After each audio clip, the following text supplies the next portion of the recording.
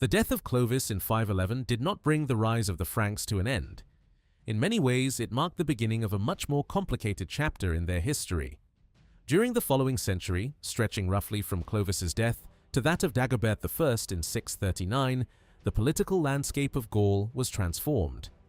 Clovis had undoubtedly been an exceptional conqueror.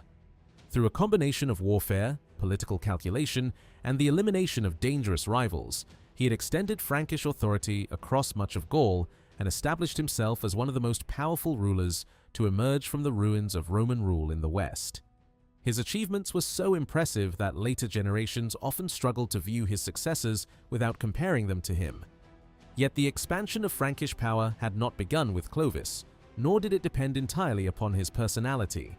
Frankish groups had already been establishing themselves within Roman Gaul decades before his rise, particularly from the middle of the 5th century onward. By the 480s, the weakening of Roman political structures had created a fragmented world in which regional rulers, military commanders, aristocrats, and emerging Germanic kingdoms competed for influence. Clovis exploited these conditions with extraordinary success, but the kingdom he left behind was still far from being a unified and permanently organized state. The generations that followed had to confront a different challenge. Conquering territory was one thing. Transforming those conquests into a functioning political system was another. After Clovis, the Frankish realm was repeatedly divided among members of the royal dynasty, creating several centers of power ruled by his descendants. These divisions could lead to bitter competition, but they did not necessarily destroy the wider Frankish political world. By the late 6th century, Gaul contained several powerful Merovingian courts, each commanding its own territories, officials, aristocratic supporters, and military resources. The borders between these kingdoms could change through inheritance, negotiation, marriage, or war, yet the basic political structures proved surprisingly resilient. Even periods of intense rivalry did not erase the idea that these territories belonged to a broader Frankish sphere. The Merovingian kingdoms could fight each other with extraordinary violence while still remaining culturally and politically connected. Far from being primitive warrior states, these kingdoms possessed increasingly sophisticated mechanisms of government. Royal authority depended upon officials who administered cities and rural districts, collected revenues, supervised legal disputes, represented the king, and managed the resources required to maintain the court and army. Counts, judges, financial administrators, diplomats, and other royal agents connected the monarchy to communities across Gaul. Taxation and royal estates supplied wealth that could be redirected toward military campaigns, political patronage, infrastructure, diplomacy, and the maintenance of the royal household. This administrative network was not a continuation of the Roman state in an unchanged form, but neither was it a complete rejection of the Roman political inheritance. The the Merovingians operated within a landscape where older institutions, local aristocratic traditions, Christian authority, and new forms of Frankish kingship increasingly blended together. Yet government in Merovingian Gaul was inseparable from violence. The surviving narratives describe a world filled with military campaigns, conspiracies, assassinations, executions, rebellions, and dynastic feuds. Members of the royal family were particularly dangerous to one another because royal blood itself created political legitimacy. A relative who possessed enough supporters could become a rival claimant, while a powerful aristocrat could shift the balance between competing kings. As a result, political violence often followed a calculated logic. Eliminating a rival could prevent a rebellion, punishing an aristocrat could discourage disloyalty, and military force could compel uncertain regions to recognize royal authority. This does not make Merovingian politics less brutal, but it does reveal that violence was often used strategically rather than simply erupting from uncontrolled personal hatred.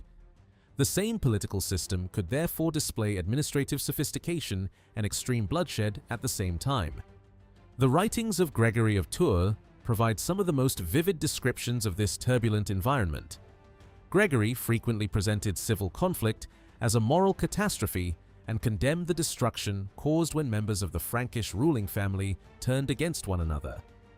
His accounts remain indispensable, but Gregory was not a neutral observer standing outside the society he described. As Bishop of Tours, he was himself connected to royal politics and interacted directly with kings, queens, aristocrats, and other bishops. His understanding of political events was shaped by his religious convictions and his expectations about legitimate Christian kingship. When rulers behaved violently or allowed conflicts to devastate communities, Gregory often interpreted these events through a moral framework. His descriptions therefore reveal genuine instability, but they should not automatically be taken as evidence that Merovingian government was constantly on the verge of collapse. The Church was itself becoming one of the most important pillars of this political system. Bishops were far more than spiritual leaders responsible for religious ceremonies and theological questions. They could act as diplomats, mediators, advisors, administrators, and representatives of their cities. Their social standing and education made them valuable partners for rulers who needed reliable figures capable of negotiating disputes and communicating across political boundaries.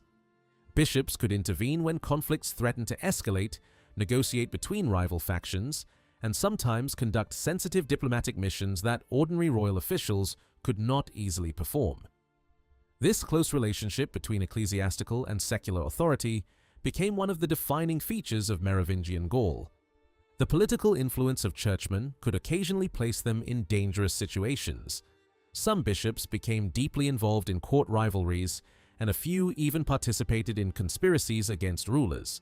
In the early 7th century, Laudemund of Sion became associated with a plot against Clovis II in Burgundy, only to receive protection through the intervention of the abbot of Luxeuil.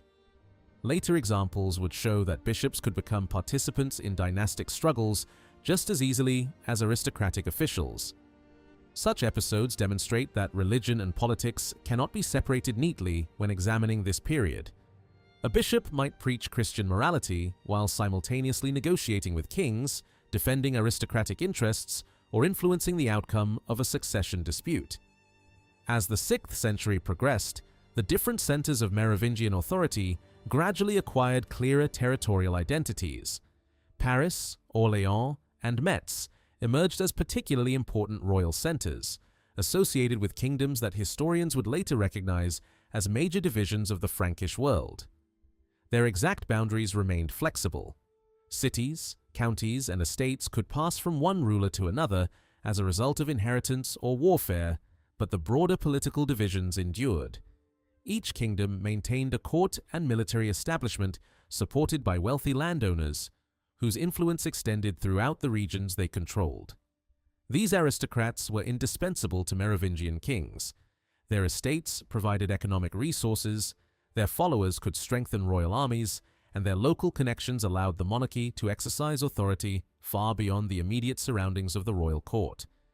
This relationship between king and aristocracy was based on cooperation but also contained obvious dangers.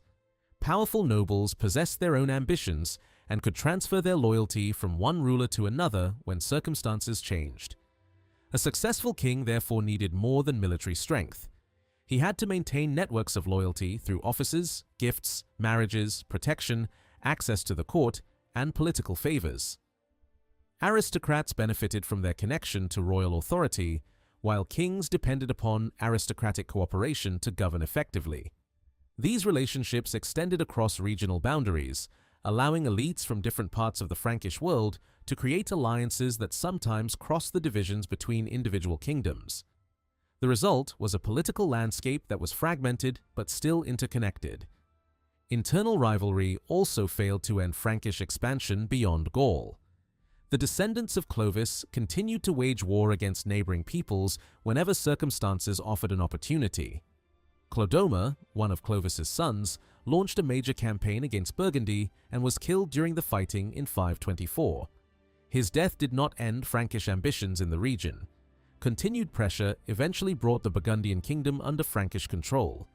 Other members of the dynasty directed their attention toward the Thuringians, demonstrating that territorial expansion remained an important objective even while the Merovingians were struggling among themselves. Later, rulers pushed Frankish influence much farther. Theudebert I became particularly ambitious, intervening in regions well beyond the traditional Frankish heartland.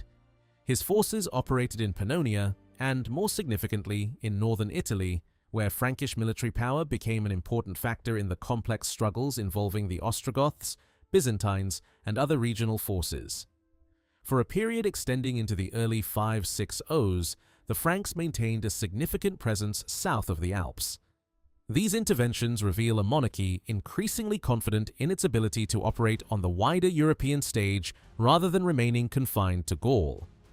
Other Merovingian rulers pursued similar ambitions. Sigebert I fought both the Avars and the Saxons, while Guntram became involved in campaigns against the Visigoths in Spain.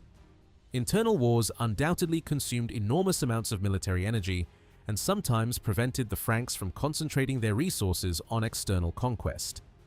Nevertheless, the Merovingian kingdoms emerged from the 6th century as some of the strongest successor states in Western Europe. Their armies remained formidable, their rulers continued to intervene beyond their borders, and their political influence stretched across regions that had once belonged to very different parts of the Roman world. The struggle for expansion continued into the next generation. The rivalry between Theuderic II and Theudebert II once again drew Alemannia into Frankish political competition, showing how external territories could become intertwined with internal dynastic conflict. Under Clothar II, the Saxons were defeated and compelled to provide tribute. These victories helped prepare the way for the reign of Clothar's son Dagobert I, under whom Merovingian royal power reached one of its most impressive peaks. Dagobert operated on a scale that demonstrated just how far Frankish influence had developed since the death of Clovis. During Dagobert's reign, Frankish political and military interests reached into Italy, Bavaria, Alemannia, Thuringia, Saxony, Frisia, and the Iberian Peninsula. The Merovingian court also maintained relations with the Eastern Roman Empire, placing the Frankish monarchy within a diplomatic network that extended across much of Europe and the Mediterranean world. Dagobert was not simply the ruler of a collection of territories in Gaul. He stood at the center of one of Western Europe's most influential political systems, capable of projecting authority far beyond its immediate frontiers. At the same time, the alliance between the monarchy and the church continued to deepen. Royal investment in religious institutions had already become significant during the reign of Clovis, but his descendants expanded this tradition considerably. Churches and monasteries received land, wealth, protection, and political support from members of the royal family. Childebert I became known for his generosity toward the church in Paris, while Clothar I supported the religious establishment associated with Saint-Médard at Soissons. Such patronage was not simply an expression of private devotion. Supporting religious institutions strengthened relationships with bishops, increased royal prestige, and connected the monarchy to communities that possessed growing social and economic influence. Royal women were equally important in this process. Radegund became one of the most famous examples when she embraced religious life, helping establish a pattern that other members of the Merovingian elite would later follow. Entering a monastery did not necessarily mean withdrawing completely from political society. Religious houses could become influential institutions connected to aristocratic families and royal networks. They accumulated land, attracted wealthy patrons, educated members of the elite, preserved important cultural traditions, and created new forms of social authority. Monasticism therefore became increasingly important not only to the spiritual development of Gaul, but also to its political organization. During the reigns of rulers such as Guntram and Sigebert, substantial resources were already being directed toward monastic communities. New forms of aristocratic rural monasticism began spreading across the Frankish territories, particularly through communities associated with Columbanus. His foundations at Annegray and Luxeuil became influential models for later monasteries. By the 7th century, leading aristocrats and bishops were using monastic patronage to combine religious devotion with family prestige and political influence. Figures such as Audouin of Rouen emerged from this environment, where service to the monarchy, aristocratic power, episcopal office, and monastic foundations could all reinforce one another. The church benefited enormously from these developments. Royal grants and aristocratic donations allowed churches and monasteries to accumulate extensive landed estates. These properties generated agricultural wealth and created reliable sources of income, gradually turning ecclesiastical institutions into some of the most important landholders in Gaul. Yet, this transfer of wealth was not entirely one-sided. Merovingian rulers gained powerful allies in return. Bishops could strengthen royal authority within cities, monasteries could extend networks of influence into rural areas, and association with saints and sacred institutions could reinforce the religious legitimacy of kingship. By the late 6th and early 7th centuries, the relationship between monarchy and church had therefore developed into a mutually beneficial partnership. Secular and ecclesiastical authority were becoming deeply intertwined. Kings supported monasteries and churches, bishops participated in government, aristocratic families founded religious communities, and royal dynasties associated themselves with saints and holy places. The growing cult of saints, the construction of monasteries, and the involvement of bishops in political affairs all reflected a society in which religious and political power increasingly depended upon one another. This broader transformation makes the middle period of Merovingian history much more difficult to describe simply as an age of decline. There were certainly disasters. Civil wars could last for years, royal families repeatedly descended into murderous competition, and foreign campaigns sometimes ended badly. Political stability could disappear with remarkable speed when succession disputes or aristocratic rivalries erupted. The surviving chronicles naturally devoted enormous attention to these dramatic failures because conflict, betrayal, and assassination produced compelling stories and carried powerful moral lessons. What these sources describe less clearly is the slow accumulation of political stability that took place between the crises. Administrative institutions rarely attracted the same attention as royal murders. Successful tax collection was less memorable than rebellion.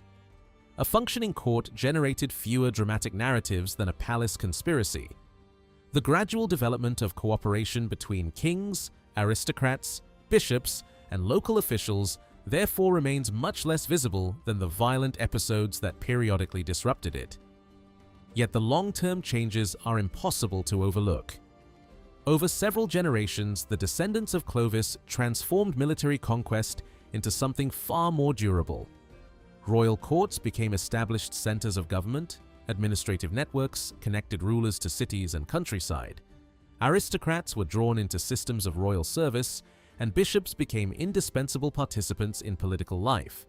Frankish armies continued to operate far beyond Gaul, while diplomacy connected Merovingian rulers with powers across Western Europe and even with the Eastern Roman Empire.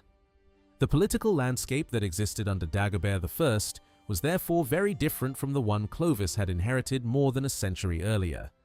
The Merovingians had not eliminated instability, nor had they created a centralized state in the modern sense. Their kingdoms remained dependent upon personal relationships, dynastic inheritance, aristocratic loyalty, military success, and the distribution of wealth and office. These same mechanisms could generate devastating conflicts whenever alliances collapsed or competing claims emerged. But instability and political development were not opposites. They could exist simultaneously, and throughout much of the Merovingian period they did. Seen in this way, the century between Clovis and Dagobert was not simply the aftermath of one great conqueror's reign. It was the period in which his descendants attempted to transform conquest into government and temporary military dominance into lasting political authority. Some rulers succeeded more effectively than others, and almost every generation experienced serious setbacks, but the overall development of Frankish power continued. Kingdoms were divided and reunited, armies marched beyond Gaul, royal courts expanded their influence, monasteries multiplied, bishops entered deeper into political affairs, and aristocratic networks helped bind together a political world that could survive even the most destructive dynastic struggles. By the reign of Dagobert I, the Franks had become one of the dominant powers of early medieval Western Europe. Their achievement cannot be understood only through stories of assassinations, family feuds, and civil wars. Beneath those spectacular episodes was a quieter transformation that medieval chroniclers were less likely to celebrate. the construction of institutions and political relationships capable of surviving the death of individual rulers. Clovis had created an extraordinary realm through conquest, but his successors faced the more complicated challenge of preserving, organizing, and expanding what he had left behind. Their history was violent and often chaotic, yet it was also a period of consolidation, adaptation, and remarkable political growth. For all the violence associated with the Merovingian age, the dynasty itself proved remarkably difficult to dislodge. Neighboring kingdoms sometimes collapsed during disputed successions or disappeared after a major transfer of power, but the Franks never seriously developed an alternative royal house during the period described by Gregory of Tours and Fredegar. Individual Merovingian kings could be defeated, murdered, deposed, or overshadowed by powerful aristocrats, yet the dynasty continued to represent legitimate Frankish kingship.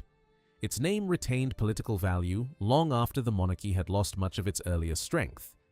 Even in the 8th century, when figures such as Carloman and Pippin possessed enormous practical authority, Merovingian blood still carried enough symbolic importance that a king from the old dynasty could be placed on the throne to provide legitimacy that the new political elite did not yet fully possess. This extraordinary endurance makes the traditional image of the Merovingian period as little more than an endless sequence of civil wars particularly interesting. Conflict was real, sometimes devastatingly so, but the decision to make internal violence the defining feature of the dynasty was also shaped by the historians who later chose how its story would be remembered. That becomes especially clear when we move beyond writers who actually lived under Merovingian rule and examine historians working after the dynasty had disappeared. Two particularly revealing examples appeared during the 9th century: Frechulf, Bishop of Lisieux, and Ardo, Archbishop of Vienne. Both men wrote from within a Carolingian world that already knew the final outcome of Merovingian history. They could look backward at the period between Clovis and Dagobert with an advantage unavailable to Gregory or Fredegar. They knew which dynasty would eventually triumph, which institutions would survive, and how the political map of Western Europe would change. This distance profoundly affected the way they organized the past. For them, the Merovingians were not simply contemporary rulers whose actions had uncertain consequences. They belonged to an earlier stage of history that had already reached its conclusion. Frechulf and Ado also approached the past from a much broader perspective than historians concerned primarily with the affairs of Gaul. Both composed universal chronicles, works designed to place individual kingdoms within the history of humanity as a whole. Frankish history, therefore, had to compete for attention with biblical events, Roman emperors, Christian councils, popes, invasions, foreign kingdoms, and the development of the church. This naturally reduced the amount of space available for Merovingian affairs. Yet the problem was not merely one of length. These authors were writing for educated audiences shaped by the Carolingian Empire, and that environment imposed its own intellectual demands. History had to be connected to a Christian vision beginning in the biblical past, while the rise of the Franks also had to be understood within a political world that now spoke the language of empire rather than simply that of an individual people or kingdom.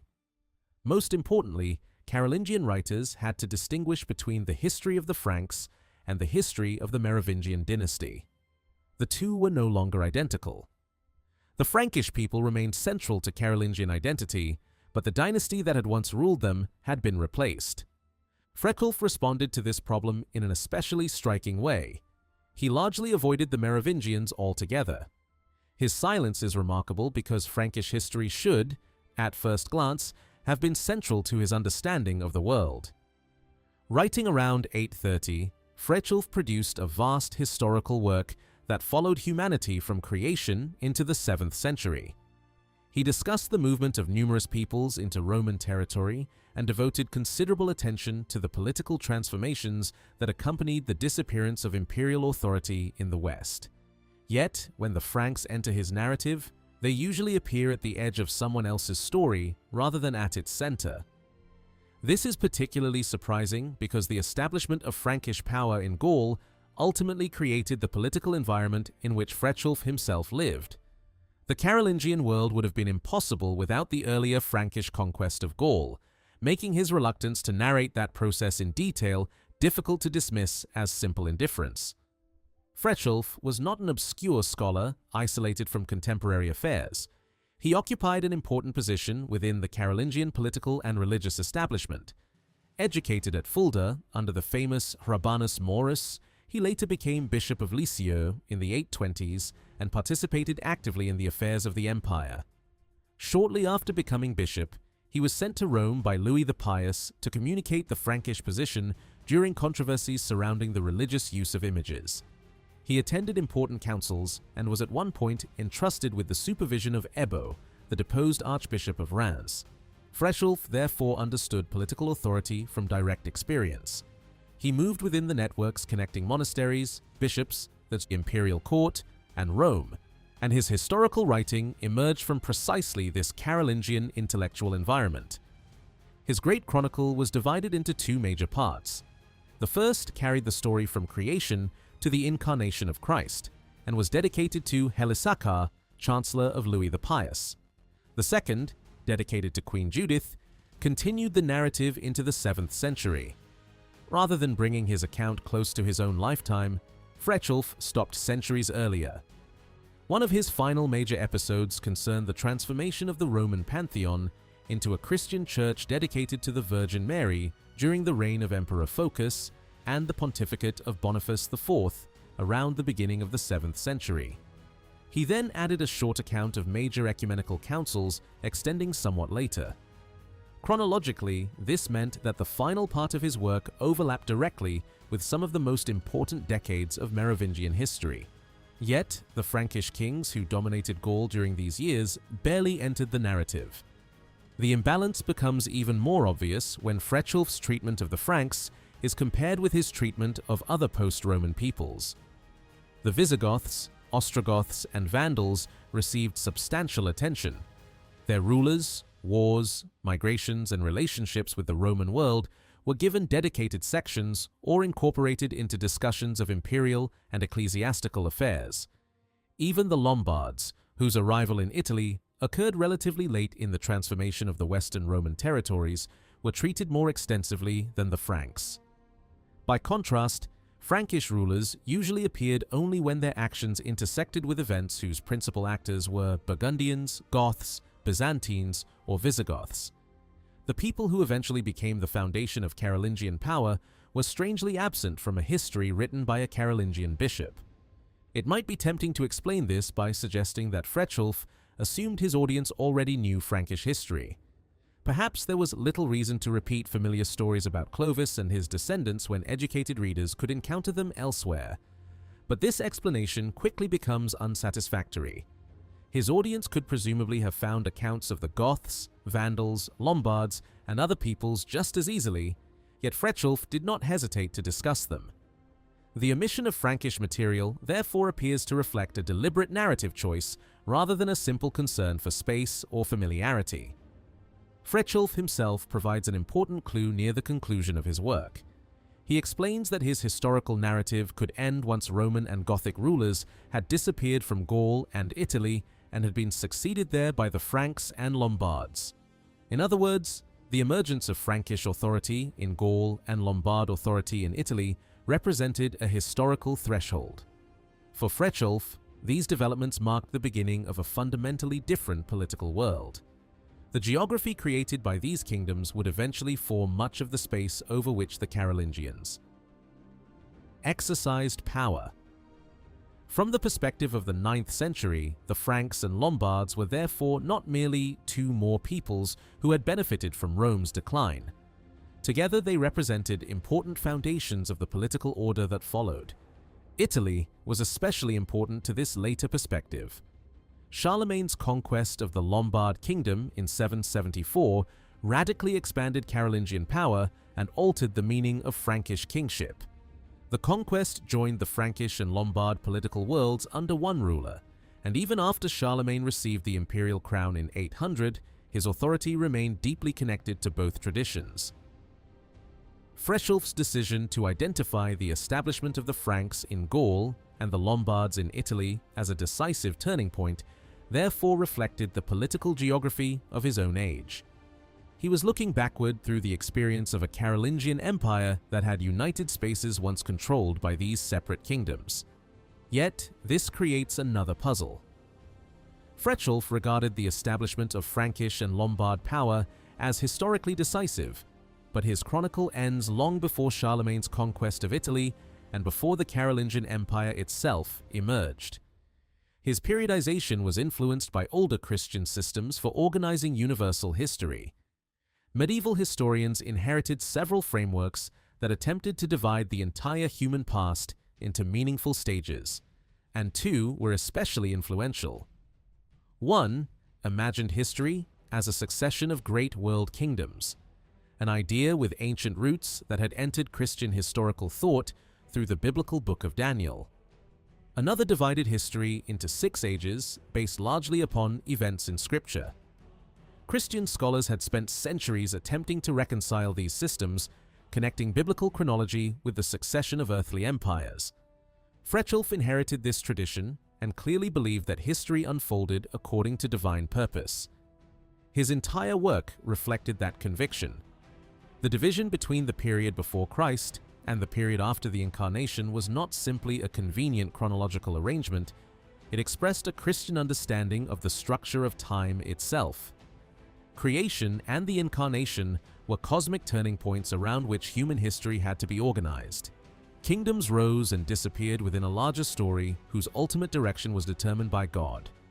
Even so, this universal Christian framework does not fully explain why the Franks received so little attention.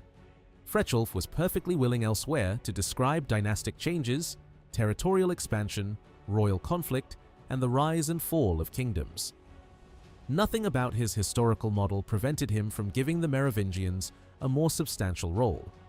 Indeed, if the establishment of Frankish authority in Gaul represented one of the developments that justified ending his chronicle, where he did, one might expect him to explain that transformation carefully. Instead, the dynasty responsible for much of it remains surprisingly distant. The mystery becomes even more interesting when we examine how Frechelf handled the earliest origins of the Franks. Their first significant appearance in his work occurs not within the political narrative of late Roman Gaul, but in connection with an older and far more legendary tradition, the claim that the Franks descended from the Trojans. Medieval peoples frequently created prestigious genealogies linking themselves to famous civilizations of antiquity, and the Franks were no exception. According to one tradition, survivors connected with Troy wandered across different regions before eventually reaching Europe and becoming the ancestors of the Frankish people.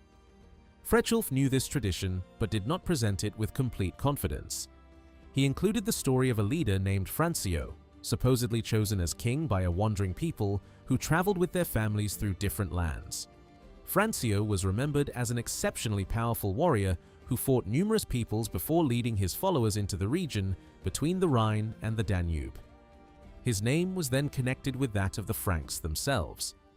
After his death, the people supposedly endured further wars and eventually chose military leaders from among their own ranks while refusing to submit permanently to foreign rule. But Frechelf immediately complicated the story by presenting another possibility. According to an alternative tradition derived from Jordanes, the Franks had originated not from Troy, but from Scanza, the mysterious northern island that medieval writers sometimes imagined as a great birthplace of nations. Goths and other northern peoples were also said to have emerged from this region. Linguistic similarities could then be used to suggest common ancestry among these groups. Rather than selecting one origin story and defending it unequivocally, Frechelf placed competing traditions side by side. That hesitation is significant.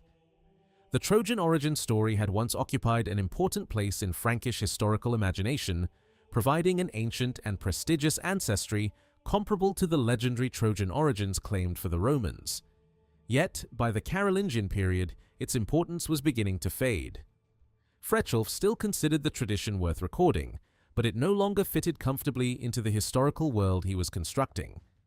His willingness to provide an alternative northern origin suggests that he regarded the Trojan narrative as something inherited from earlier Frankish tradition rather than as an unquestionable historical foundation. Later, Carolingian chroniclers moved even farther away from it. Writers such as Ardo of Vienne and Regino of Prum organized their universal histories around biblical chronology without feeling any need to connect the Franks to Troy.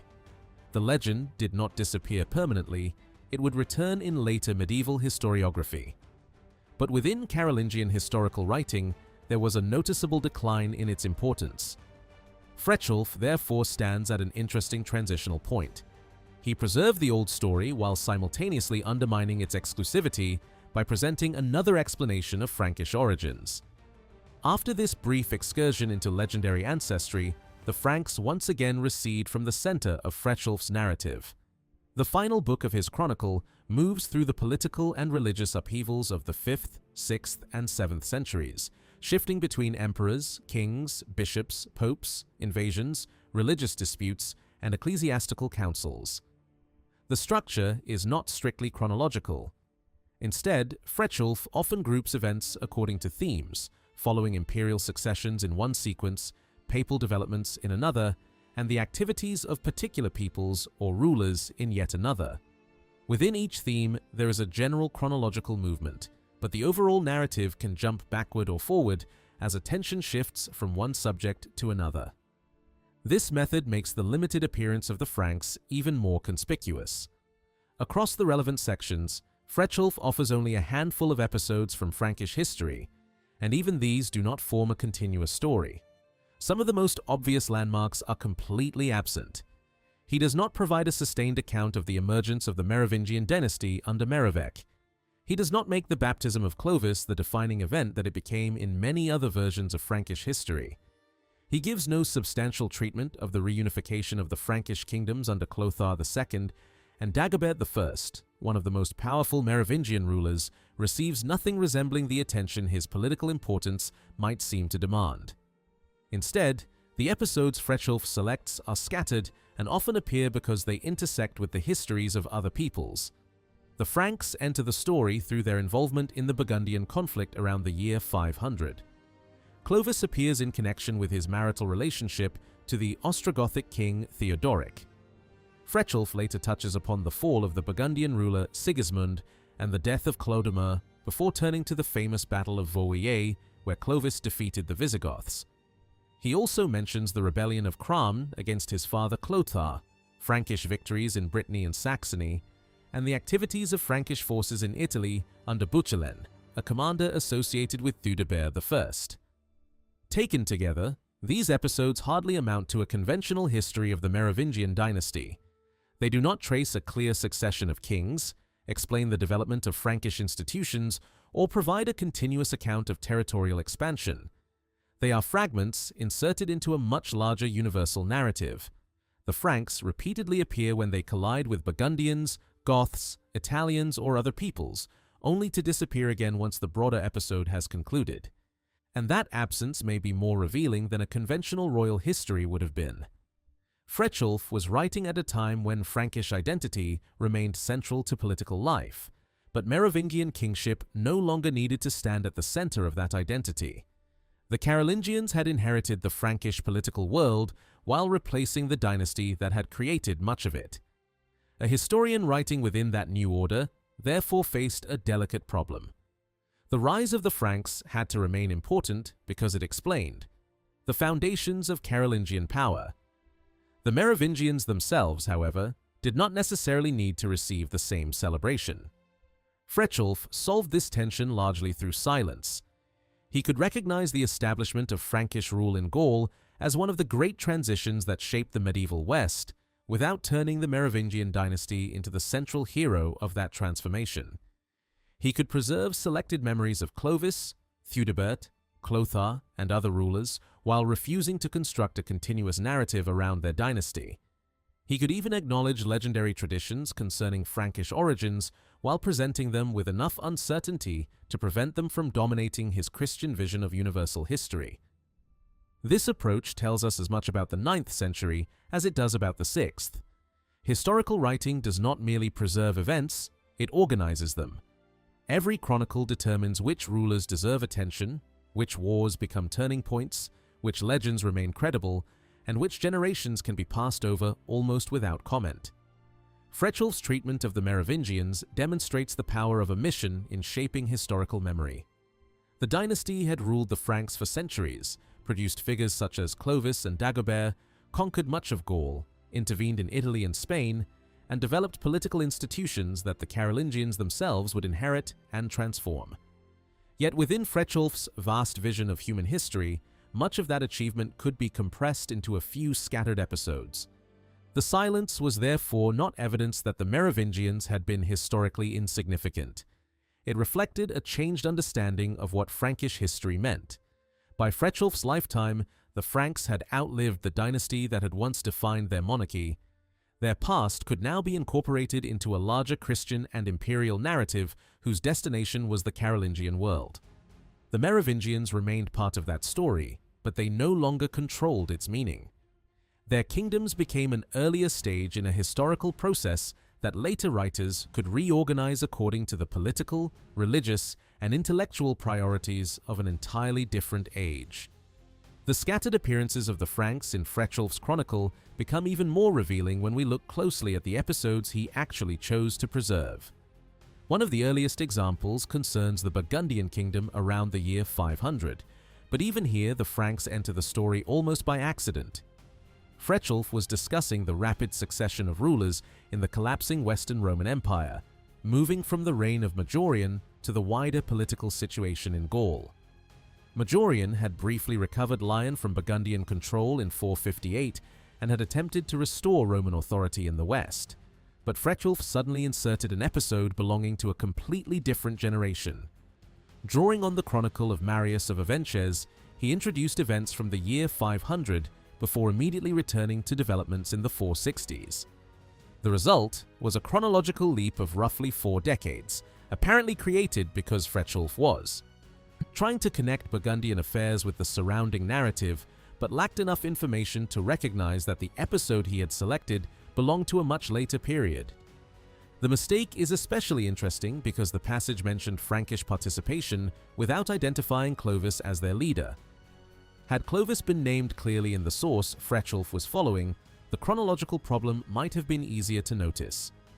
Instead, the Franks appeared simply as one of the forces involved in a Burgundian conflict, allowing the episode to be inserted into the wrong historical setting without immediately exposing the error. This small mistake illustrates a much larger feature of Frechelf's approach. He was not constructing a continuous narrative of Frankish expansion in which Clovis naturally occupied the central position. Frankish history entered his chronicle in fragments, usually when it intersected with a story about another kingdom or another people. Clovis himself appears more clearly in Frechelf's next encounter with Frankish affairs, but once again, he is not the main subject. This time, the focus is the diplomatic strategy of Theodoric the Great, the Ostrogothic ruler of Italy. Theodoric attempted to secure his position through an extensive network of dynastic marriages, linking his family to several important kingdoms of the post-Roman West.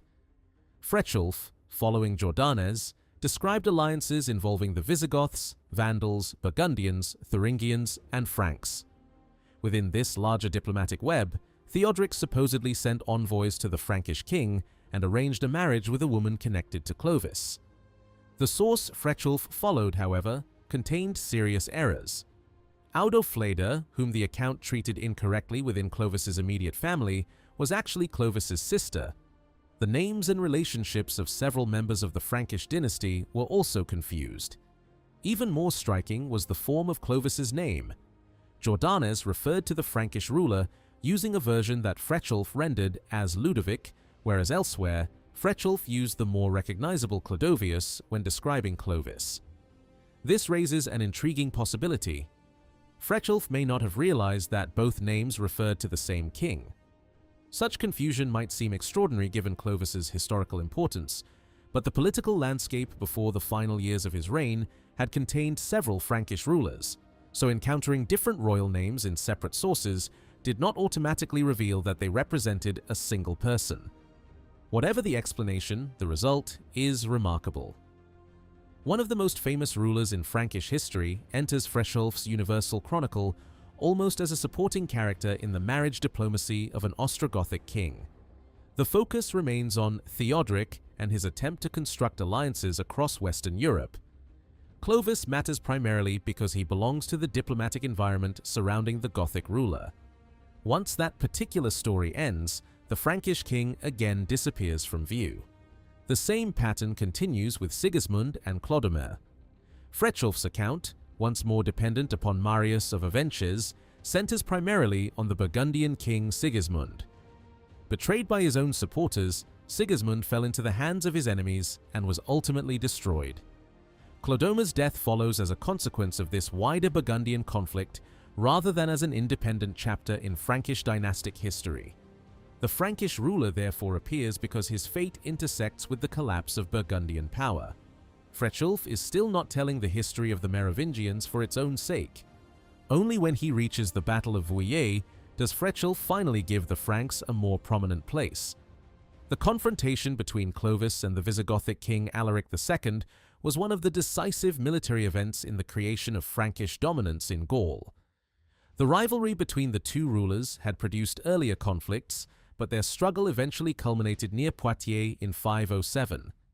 There, the Frankish army defeated the Visigoths, Alaric was killed, and much of his military force was destroyed. The consequences were enormous. Territories that had formed the heart of Visigothic power in Gaul fell under Frankish control, dramatically shifting the balance of power in the region and pushing the Visigoths increasingly toward their Iberian possessions. For once, Frithjof presents Clovis unmistakably as the victorious Frankish king. Yet even this triumph is framed within a story that remains fundamentally concerned with the Goths. The chronological order itself becomes distorted, with Vouillé appearing after events that actually occurred many years later. This rearrangement seems connected to Frithjof's larger interest in comparing the rise and fall of Roman and Gothic power. He drew attention to what he regarded as an almost providential symmetry between Roman imperial history and the history of Gothic rule. Roman dominion in the West could be framed between Augustus and Romulus Augustulus, while the Gothic story could similarly be imagined between Alaric I and Alaric II. Such parallels were meaningful within a Christian historical worldview in which the rise and fall of kingdoms could reveal the ordering of history under divine providence. Within that framework, Clovis becomes important because he brings Gothic rule in much of Gaul to an end. He is the instrument through which one historical phase closes and another begins. Yet Frithjof shows far greater interest in the fate of Alaric and the Goths than in the career of the Frankish conqueror. Once the Visigothic defeat has served its purpose within this broader historical structure, Clovis effectively vanishes from the narrative. A ruler who transformed the political map of Western Europe receives surprisingly little attention beyond the moment when his victory helps explain the disappearance of Gothic authority from Gaul. Frithjof later turns to Clothar I, but again his interest lies mainly in warfare rather than in the internal development of the Frankish kingdoms. Before describing Clothar's campaigns against the Bretons and Saxons, he briefly introduces one of the darkest episodes in the king's family history: the rebellion of his son Schramm. Remarkably, this is essentially the only substantial example of internal Frankish conflict in Frithjof's entire chronicle, despite the abundance of dynastic struggles available in earlier sources. Schramm rebelled against his own father and eventually sought support in Brittany, where he attempted to mobilize local forces against Clothar. The king responded by pursuing the rebellion with his other sons and the Frankish army. The confrontation ended disastrously for Schramm. After his allies were defeated, he was captured along with his wife and children. They were imprisoned inside a building and burned alive. Clothar then imposed his authority over the Bretons and compelled them to accept tributary status. He also fought rebellious Saxons in extremely violent campaigns, eventually forcing them into submission after considerable bloodshed. The episode is brutal, but it also fits Frithjof's broader interest in the responsibilities and dangers of kingship. A son taking arms against his father was not simply another political dispute. In a Carolingian environment repeatedly troubled by conflicts between rulers and their heirs, such a story carried obvious moral and political significance. Frithjof was writing during an age when Louis the Pious himself faced increasingly serious problems within the imperial family. A narrative about rebellion against paternal and royal authority could therefore speak directly to 9th century anxieties, even when it described events that had occurred almost 300 years earlier. After Clothar's victories, Frechulf's attention moves rapidly toward Italy and the Lombards. The final Frankish appearance occurs within the story of the Byzantine reconquest of Italy, where the armies of Emperor Justinian had struggled for decades to destroy Ostrogothic power.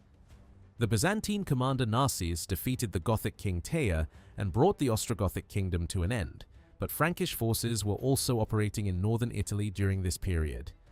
Under Bucelin, a commander associated with Theudebert I, the Franks had entered the peninsula, pursuing ambitions of their own. Their campaign ended badly. Narses confronted Bucelin and defeated him, reportedly destroying both the commander and much of his army. Other Frankish sources remembered the Italian adventure rather differently. Gregory of Tours produced a much more triumphant version in which Frankish success reached extraordinary proportions, but later accounts offered a more restrained picture of defeat. Frechulf followed the tradition in which Narses emerged victorious. The Franks therefore appear not as conquerors of Italy, but as another military force swept aside during the events that eventually prepared the peninsula for the arrival of the Lombards. Once again, their role is subordinate to a larger historical transformation. The real narrative concerns the destruction of Ostrogothic power, Justinian's attempt to restore Roman authority in Italy, and the subsequent Lombard invasion.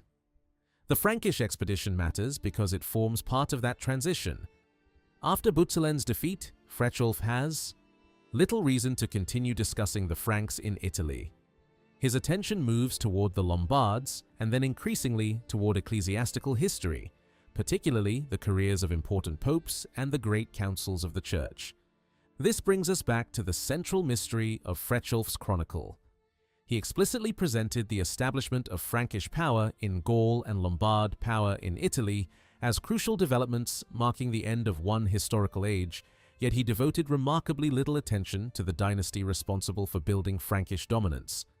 The problem cannot be explained by a shortage of sources. Frechulf had access to works containing extensive information about Merovingian history. Fredegar, Marius of Avenches, the Liber Historiae Francorum, the Salic Law, and possibly Gregory of Tours could have provided him with abundant material.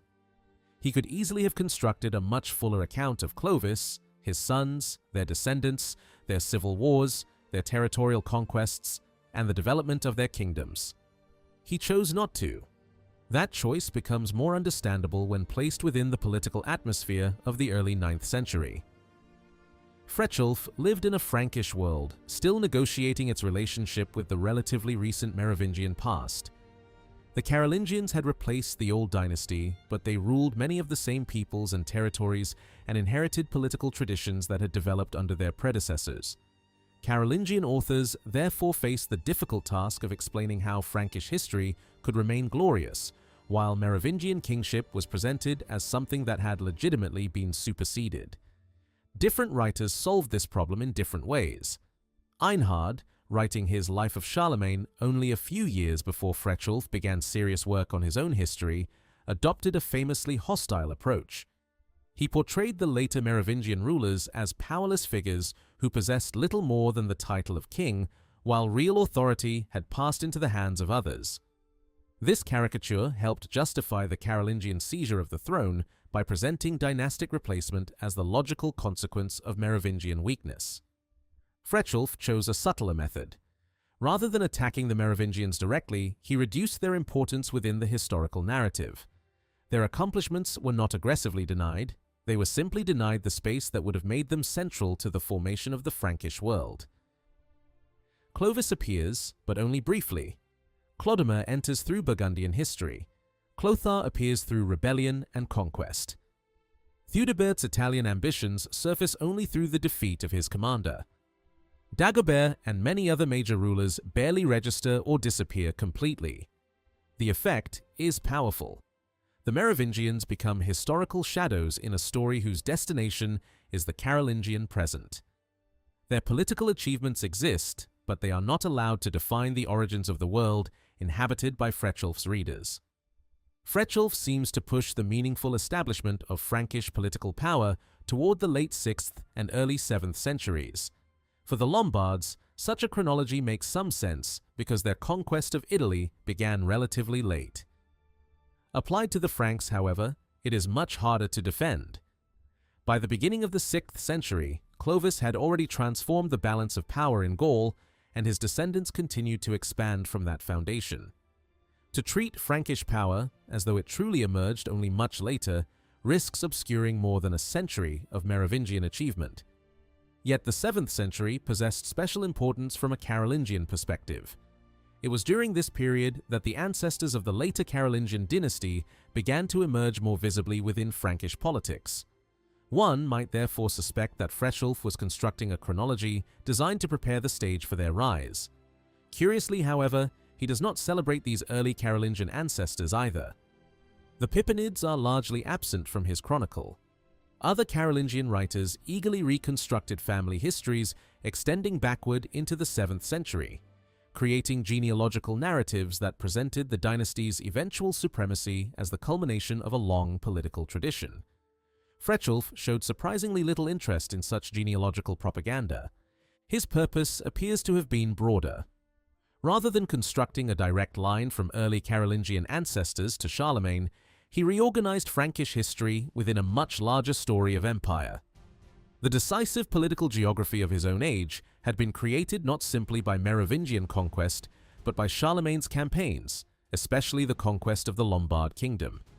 The Frankish and Italian worlds were brought together within an imperial structure whose rulers increasingly presented themselves through Roman political language.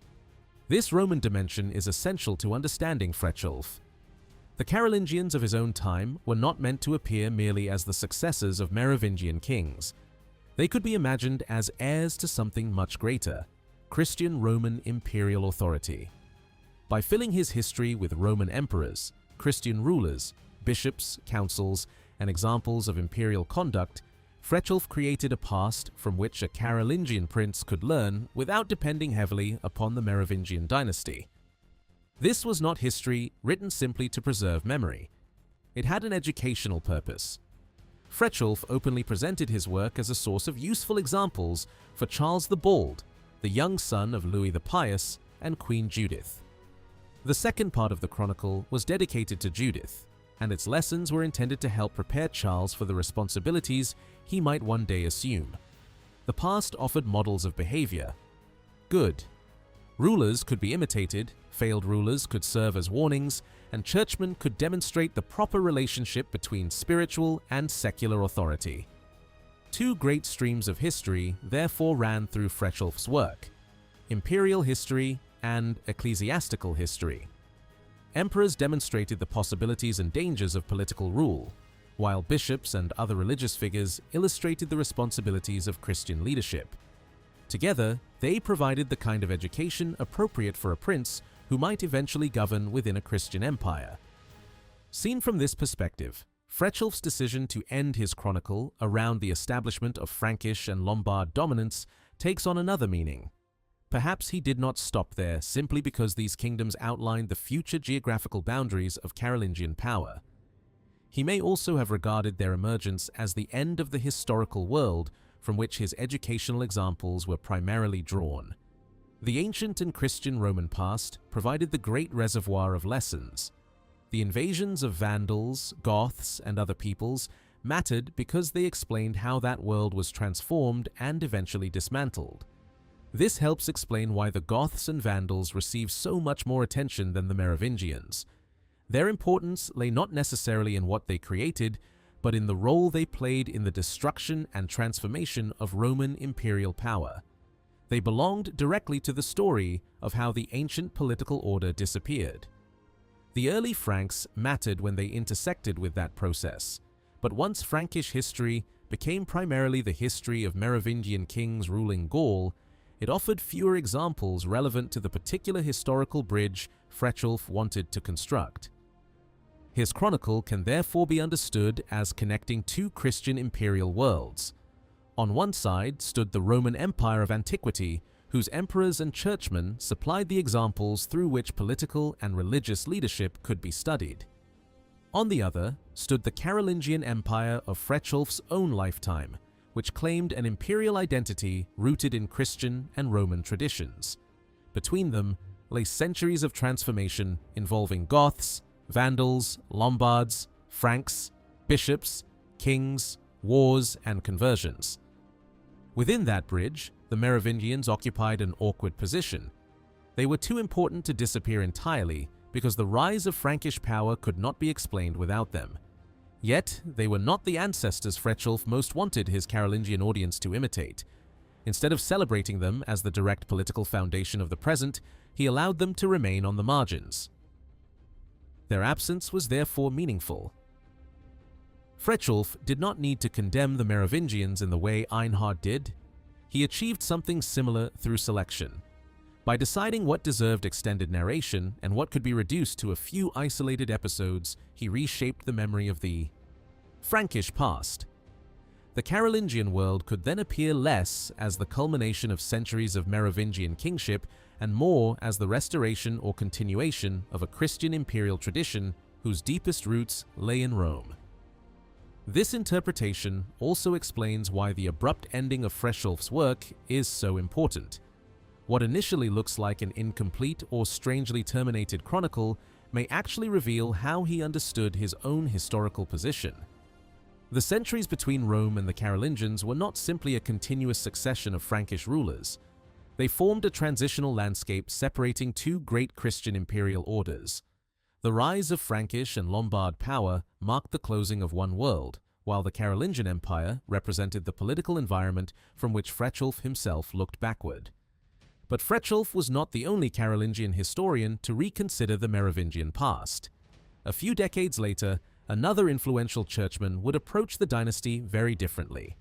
Addo of Vienne did not solve the problem through silence. Where Frechelf minimized Merovingian history, Addo found considerable value in its darkest episodes. Addo emerged from some of the most prestigious intellectual environments of the Carolingian age. He received monastic training at important centers such as Ferrières and Prüm before eventually arriving in Vienne. Around 859 or 860, he became Archbishop of the city, an office he retained until his death in 875. His career was supported by an impressive network of churchmen and political patrons. Figures connected to Prüm, Lyon, Grenoble, Sens, and the regional aristocracy appear within the circles surrounding him, placing Addo firmly within the upper levels of Carolingian ecclesiastical society. His reputation for learning was well-deserved. As archbishop, he produced several important works, including a famous martyrology, but his greatest contribution to historical writing was a universal chronicle completed around 870. Its structure reflected the traditional Christian division of history into 6 ages, beginning with creation and moving through major biblical turning points before eventually reaching Addo's own century. Merovingian history appears within the 6th and final age, where it becomes part of a much larger Christian interpretation of the human past. Addo was also an accomplished writer of saints' lives, and these works provide an important window into how he imagined Merovingian Gaul. Rather than treating the 6th and 7th centuries solely as a sequence of kings and wars, he populated the landscape with holy men, monasteries, sacred places, miracles, bishops, and local cults. Political history and sacred geography existed together. The Merovingian world could be remembered simultaneously as an age of royal violence and as a landscape shaped by Christian holiness. One of the clearest examples appears in Addo's life of Theudarius, a saint closely connected with Vienne. Theudarius was born in the region, and as a young man, considered entering the celebrated monastery of Les Reins. By the early medieval period, Les Reins had acquired an extraordinary reputation as a center of religious formation, and stories about aspiring saints traveling there had become a familiar feature of Christian biography. Yet Theudarius's journey took a different direction. Instead of settling permanently at Les Reins, he came under the influence of Caesarius, Bishop of Arles. Caesarius recognized his abilities and eventually raised him to the diaconate. After spending time in Arles, Theudarius returned toward his homeland, where his religious career developed in a more local setting. He became a hermit and eventually founded a monastic community. Through the story of his travels, Ado was able to transform the countryside surrounding Vienne into a sacred landscape. Roads, settlements, fortified places, rivers, churches, shrines, and rural spaces became connected through the movements of a holy man. This geographical dimension was important. Ado was not simply recounting the private spiritual development of Theudarius. By following him across the region, he could map holiness onto the physical environment of Vienne. The saint's journey connected the city with surrounding communities and with the cults of earlier Christian figures. The landscape itself became a repository of religious memory. Among the saints associated with this world was Eusebius of Vercelli, one of the prominent churchmen of the 4th century. Theudarius established a small religious dwelling dedicated to him, linking the local landscape of 6th century Gaul to the wider history of Christianity. Eusebius had long been remembered for his defense of Orthodox Christianity during the theological conflicts of the Roman Empire, and his reputation survived in historical, hagiographical, and liturgical traditions familiar to Ado. Another important figure was Symphorian, whose cult was especially associated with autumn. In Ado's narrative, Symphorian appeared in a vision and encouraged Theudarius to establish a monastic cell in his honor near the Gers, a tributary flowing through the region of Vienne. The story brought together visionary experience, local geography, and the cult of saints, demonstrating how Ado could turn the physical environment into a sacred map filled with memories of Christian heroes. A third important presence was Saint Maurice, another figure with strong regional significance. A relative of Theudarius established an oratory dedicated to him, adding yet another sacred point to the religious landscape surrounding Vienne. Through these foundations and dedications, the world of Merovingian Gaul appeared not simply as a political territory ruled by kings, but as a network of holy places connected through saints, monasteries, visions, and devotional communities. This approach marks an important transition from Frechelf. Both men wrote universal history from within the Carolingian intellectual world, and both viewed the past through deeply Christian assumptions. Yet their treatment of the Merovingian centuries could be strikingly different. Frechelf largely passed over the dynasty, using its rulers only when they contributed to a broader story about Rome, the Goths, the Lombards, and the emergence of the Carolingian political world. Ado was far more willing to enter the Merovingian landscape itself. But the Merovingian world Ado chose to remember would not necessarily flatter its kings. His saints could illuminate the landscape with holiness, while royal courts could provide examples of precisely the opposite. The contrast between sacred virtue and political violence gave Ado a powerful framework for transforming Merovingian history into moral instruction. Instead of disappearing into silence, the dynasty could become useful as a collection of warnings about ambition, cruelty, rebellion, and the consequences of sinful rule. That difference would shape one of the most memorable Carolingian interpretations of the Merovingian past. After withdrawing into the forests outside Vienne, Theudarius entered a period of solitude that would become one of the defining moments of his religious story. According to Ado, his ascetic devotion was eventually rewarded by a vision during the night. An angel appeared and revealed a hidden location where he was meant to establish a monastery. Theudarius followed the command and founded a small religious community dedicated to the Virgin Mary. Members of his own family contributed to its support, and a group of monks gathered there to live according to what the text broadly describes as the traditions of the Holy Fathers. This was not the kind of monastery associated with enormous estates, powerful aristocratic patrons, or vast transfers of wealth. Nor did Theudarius emerge as an aggressive monastic reformer challenging the authority of local bishops. His foundations were modest, rural, and deeply integrated into the existing ecclesiastical landscape. Yet this apparent simplicity is precisely what makes Ado's interest in him so revealing. The sacred geography surrounding Theudarius was not simply a neutral reconstruction of the 6th century. Behind Ado's account stood concerns that belonged very much to the 9th century Church of Vienne. Several religious sites associated with Theudarius and the saints surrounding him also appeared in later documents dealing with ecclesiastical property. A church connected with Saint Maurice and a religious cell dedicated to Saint Symphorian, for example, were mentioned in a privilege issued under Louis the Pious in 815. The document itself was later expanded in ways that strengthened the property claims of the Church of Vienne. Even the prominence of Maurice in Adot's account may reflect a later religious landscape projected backward into an earlier century.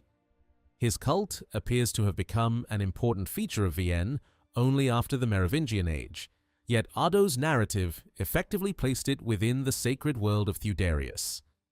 This does not mean that Adot's life of Theuderius should be reduced to a disguised property document. There was certainly an institutional dimension to the story, but Theuderius also represented a particular model of Christian holiness. He was not a dramatic saint who confronted kings, reshaped kingdoms, or performed a decisive role in major political events. In fact, almost nothing in his biography connects him securely with the great historical developments of his age. His personality is equally restrained. He appears as a familiar type of early medieval holy man, humble, disciplined, solitary, obedient, and devoted to the creation of small religious communities. For audiences far beyond Vienne, such a figure might have seemed less compelling than the great missionary saints and monastic founders whose lives were filled with confrontations, miracles, dangerous journeys, and political drama. But Adot was writing with local memory in mind.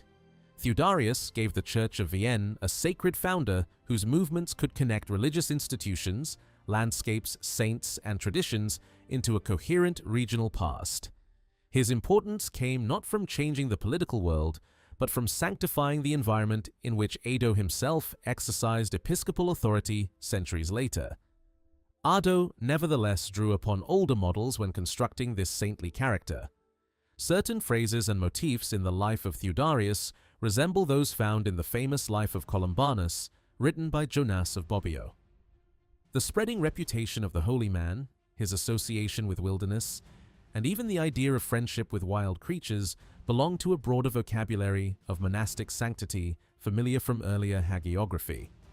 Such similarities suggest that Adot knew how powerful established literary patterns could be when creating a convincing saint.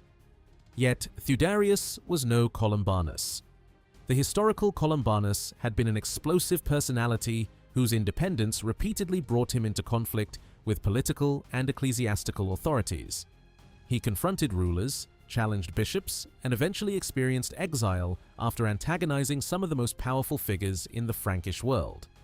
Theuderius represents almost the opposite ideal.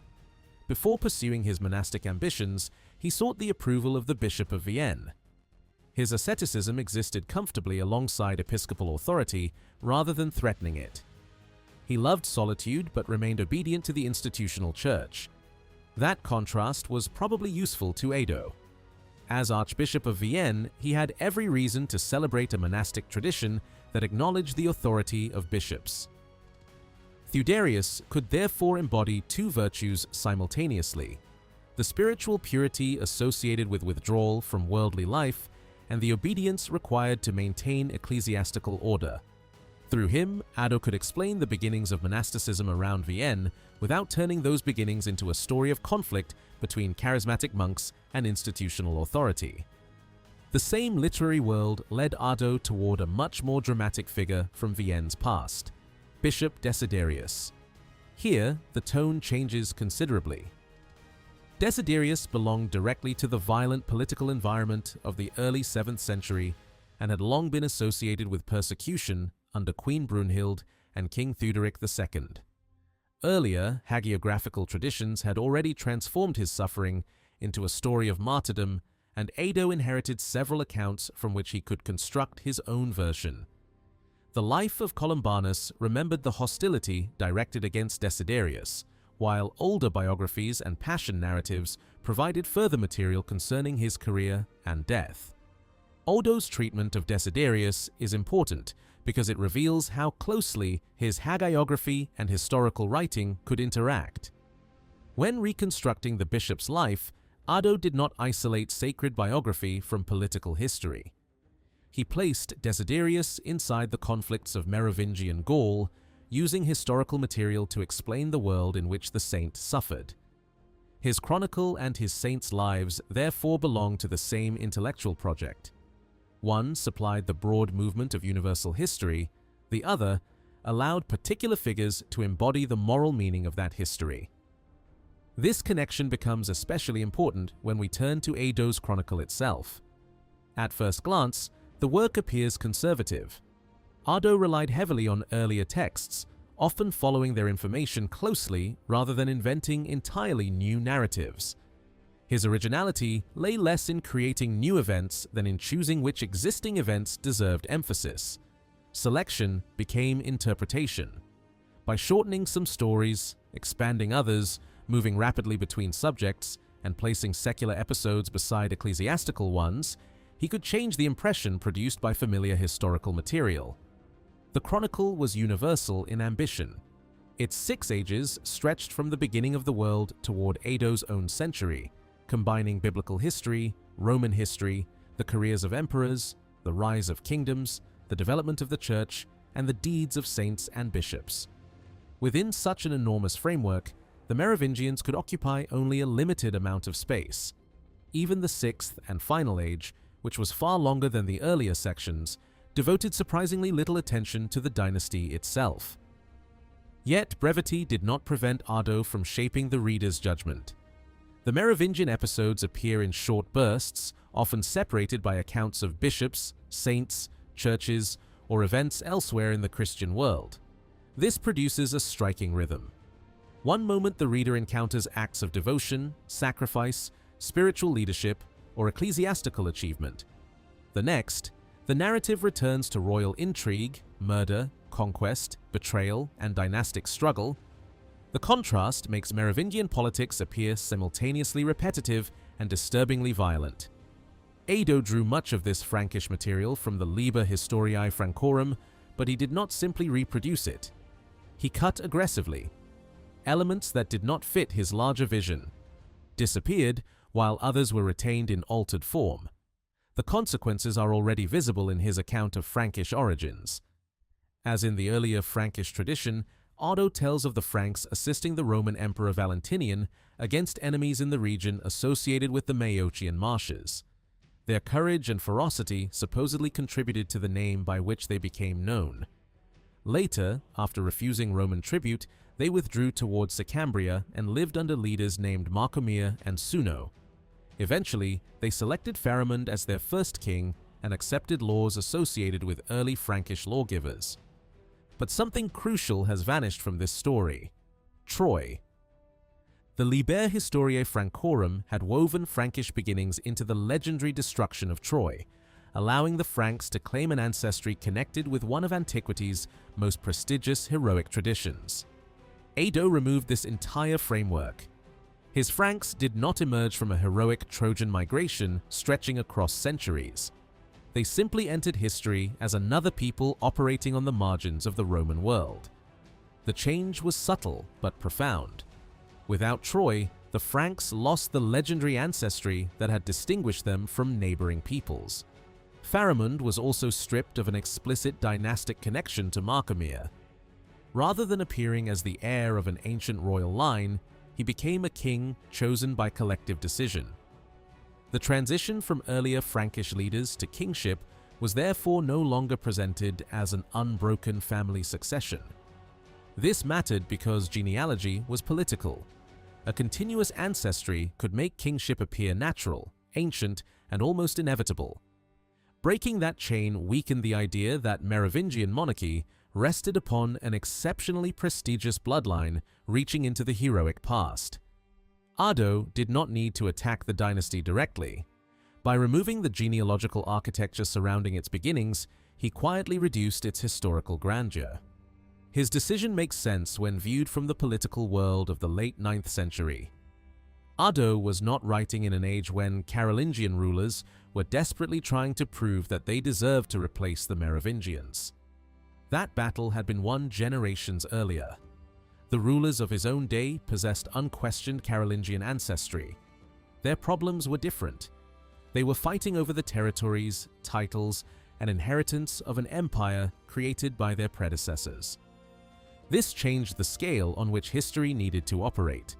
The Carolingians were Frankish rulers, but they also claimed imperial authority over populations and territories extending far beyond a narrow ethnic kingdom. Their political imagination included Gaul, Germany, Italy, and other regions within a Christian imperial order. A history focused too heavily on uniquely Frankish origins could therefore seem inadequate for rulers who imagined themselves as emperors and leaders of Latin Christendom. Ardo's Universal Chronicle suited that broader identity. The Franks became one people within a history containing many peoples, kingdoms, and empires. Their story remained important, but it no longer needed an exclusive mythological pedigree. The Trojan legend, so useful in an earlier Frankish context, could be discarded because Ado's Carolingian present claimed legitimacy on a much larger stage. This distinguishes Ado from Paul the Deacon, who had written roughly a century earlier. Paul worked in a world where Carolingian imperial ideology had not yet reached its mature form. His historical concerns were also more localized, especially around Metz and the ancestry of Charlemagne's family. In that context, Frankish identity and Carolingian genealogy carried enormous importance. Paul could distance the Merovingian dynasty from privileged possession of the Trojan tradition while still preserving the legend for the Franks collectively. Odo went further. By his lifetime, Carolingian legitimacy did not depend upon demonstrating that the dynasty possessed the correct Frankish ancestry. The more immediate issue was the survival and division of imperial power itself. The descendants of Charlemagne were competing over fragments of a political order that had once stretched across much of Western Europe. The Treaty of Meissen in 870 formed part of this unstable world. After the death of Lothar II, his territories became the object of competition between Charles the Bald and Louis the German. Their agreement divided much of the inheritance between them.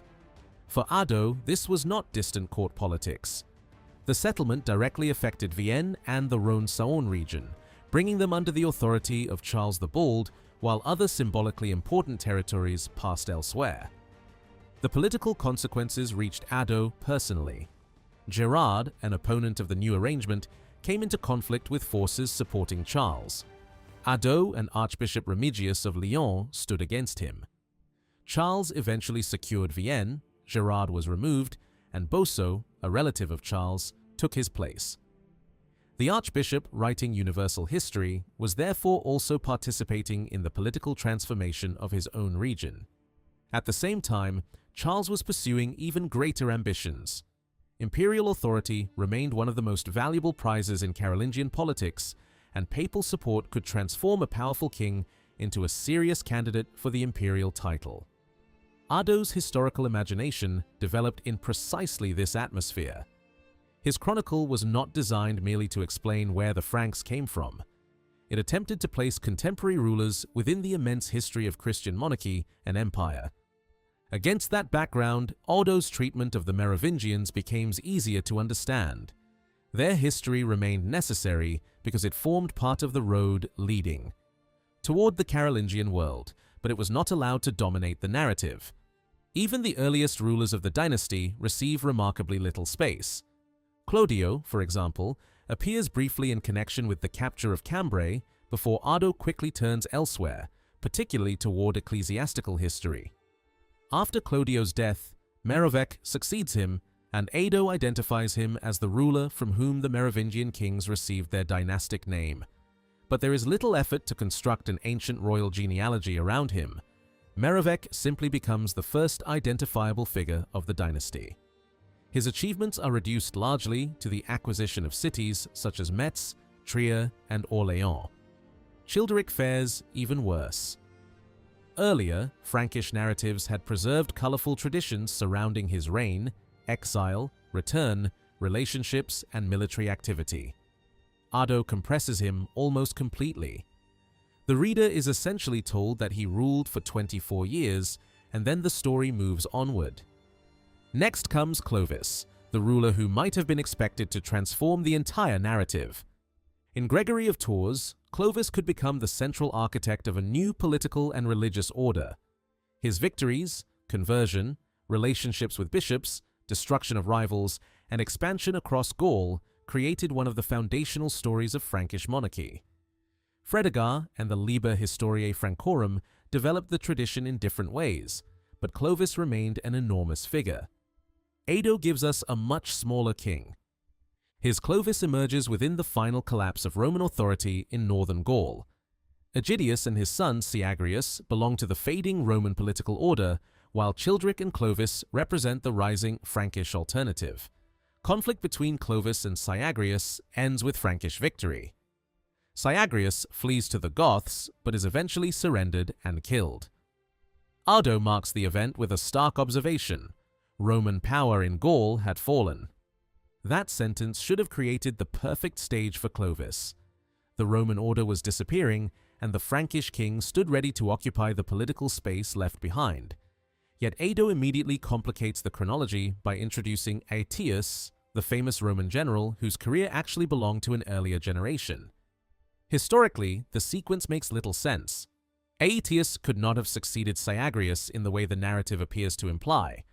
Whether this was simply an error or reflected Ado's attempt to reduce the impression of Clovis's immediate dominance is impossible to establish with certainty, but the effect is unmistakable.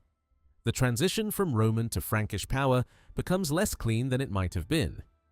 Clovis does not stride confidently into the vacuum left by Rome. The chronology becomes blurred, and the narrative moves onward before his victory can be transformed into a grand founding moment. Even his conversion receives astonishingly little ceremony. Ado tells us that after defeating the Alemanni in the 15th year of his reign, Clovis accepted the Christian faith and was baptized. That is essentially the entire event. No elaborate dramatic build-up dominates the narrative. No extended scene transforms the baptism into the emotional center of Frankish history. The religious conversion that later generations would celebrate as one of the defining moments of medieval France is compressed into a brief chronological statement. The contrast becomes more revealing because Ado was perfectly willing to spend his limited narrative space on darker aspects of Clovis's career. After describing Frankish involvement in Burgundian affairs, he moves toward the Battle of Vouillé, where Clovis defeated Visigothic power in Gaul. The victory opened much of Aquitaine to Frankish expansion and drove the Arian Visigoths from important territories. Yet even this enormous achievement is treated with surprising economy. More revealing still is what happens when Ado reaches Clovis's final struggle against rival Frankish rulers. Here, he becomes noticeably more interested in detail. Clovis's campaign against Ragnachar and his allies allows Ado to emphasize deception, manipulation, and calculated violence. The king uses treachery to destroy competitors and consolidate his authority. Ado, usually so economical with Merovingian material, chooses to preserve enough of this episode for the reader to see a ruler whose political success depended not merely upon courage or divine favor, but also upon ruthless cunning. This is not accidental in its overall effect. The baptism is compressed, the conquest of Gaul is abbreviated, the great victories are passed over rapidly. But violence and duplicity remain visible.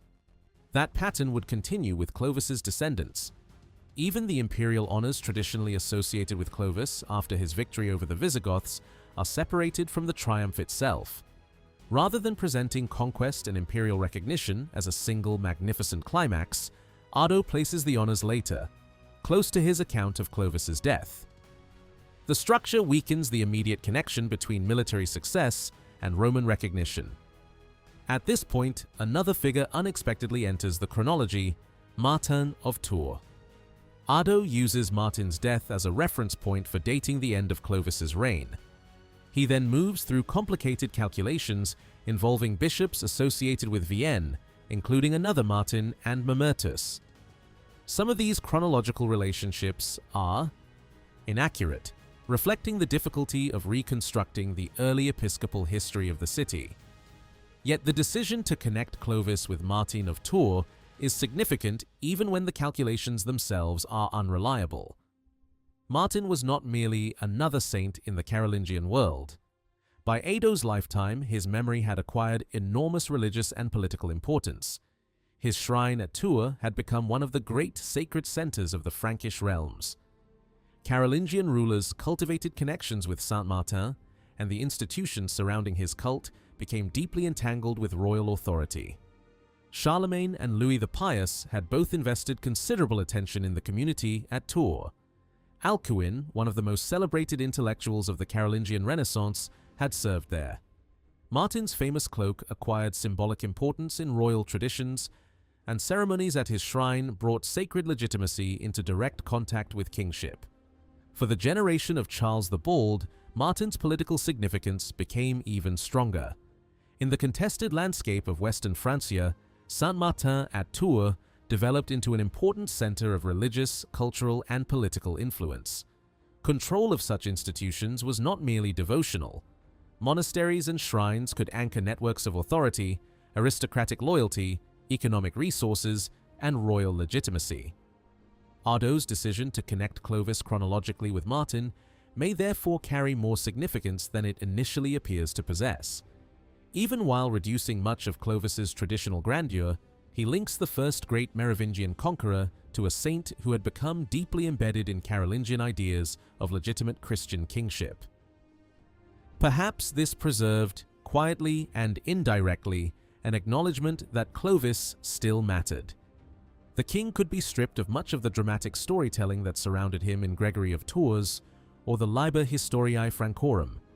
His baptism could be compressed into a single sentence, his conquests abbreviated, and his violence emphasized. But he could not be removed entirely from the architecture of Frankish historical time. His death still marked a boundary. Across earlier Frankish histories, the death of Clovis frequently functioned as the end of one era and the beginning of another. His sons inherited a kingdom transformed by his victories, and the political story that followed was fundamentally different from the one that preceded him. Ardo seems to preserve something of that structure. By pausing to establish chronological relationships around Clovis's death, he signals that the reader has reached a historical threshold. This resembles the way Ardo organized the much larger divisions of universal history. Each of the 6 ages was marked by chronological reference points that announced the transition into a new stage of human time. Clovis obviously did not stand alongside creation, the flood, or the coming of Christ in universal importance, but within Frankish history, his death could still function as a smaller dividing line. That tension captures the complexity of Ardo's approach. He was willing to diminish the heroic image of the Merovingians, remove their prestigious Trojan ancestry, shorten their victories, and highlight their brutality. Yet he could not entirely escape the historical importance of Clovis. The king had transformed Gaul too profoundly, and his relationship with Christian memory had become too deeply established. Ardo therefore neither erased Clovis nor celebrated him in the traditional manner. Instead, he repositioned him. The result is a king who remains historically necessary but morally ambiguous. He destroys Roman resistance, defeats enemies, expands Frankish rule, accepts Catholic Christianity, and becomes associated with Martin of Tours. At the same time, his achievements are narrated without much enthusiasm, while his treachery toward rival Frankish rulers receives unusually vivid attention.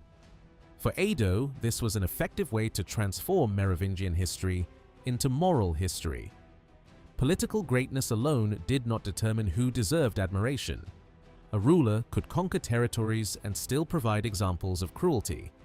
A dynasty could dominate Gaul and still appear spiritually inferior when placed beside bishops, saints, martyrs, and monastic founders.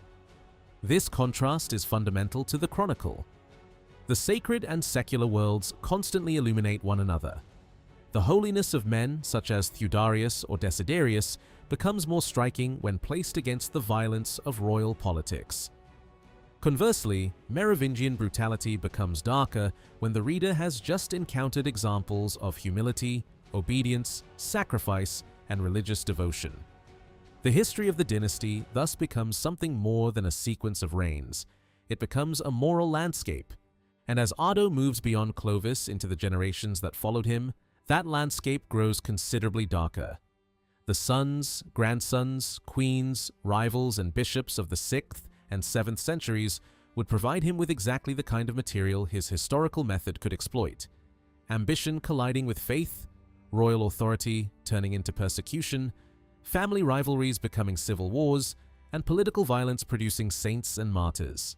Clovis may have been reduced, but the real severity of Ado's judgment on the Merovingian world was only beginning to emerge. Ado's treatment of the Merovingian age becomes even more revealing when he turns from Clovis to the generations that followed. One of the first major figures to emerge is Sigismund of Burgundy, and here Ado's perspective is shaped as much by regional religious memory as by political history. Sigismund had been closely associated with the foundation of Saint Maurice d'Agaune, a monastery that possessed enormous importance in the religious landscape surrounding Vienne. Ado presents him not simply as a defeated Burgundian king, but as a martyr.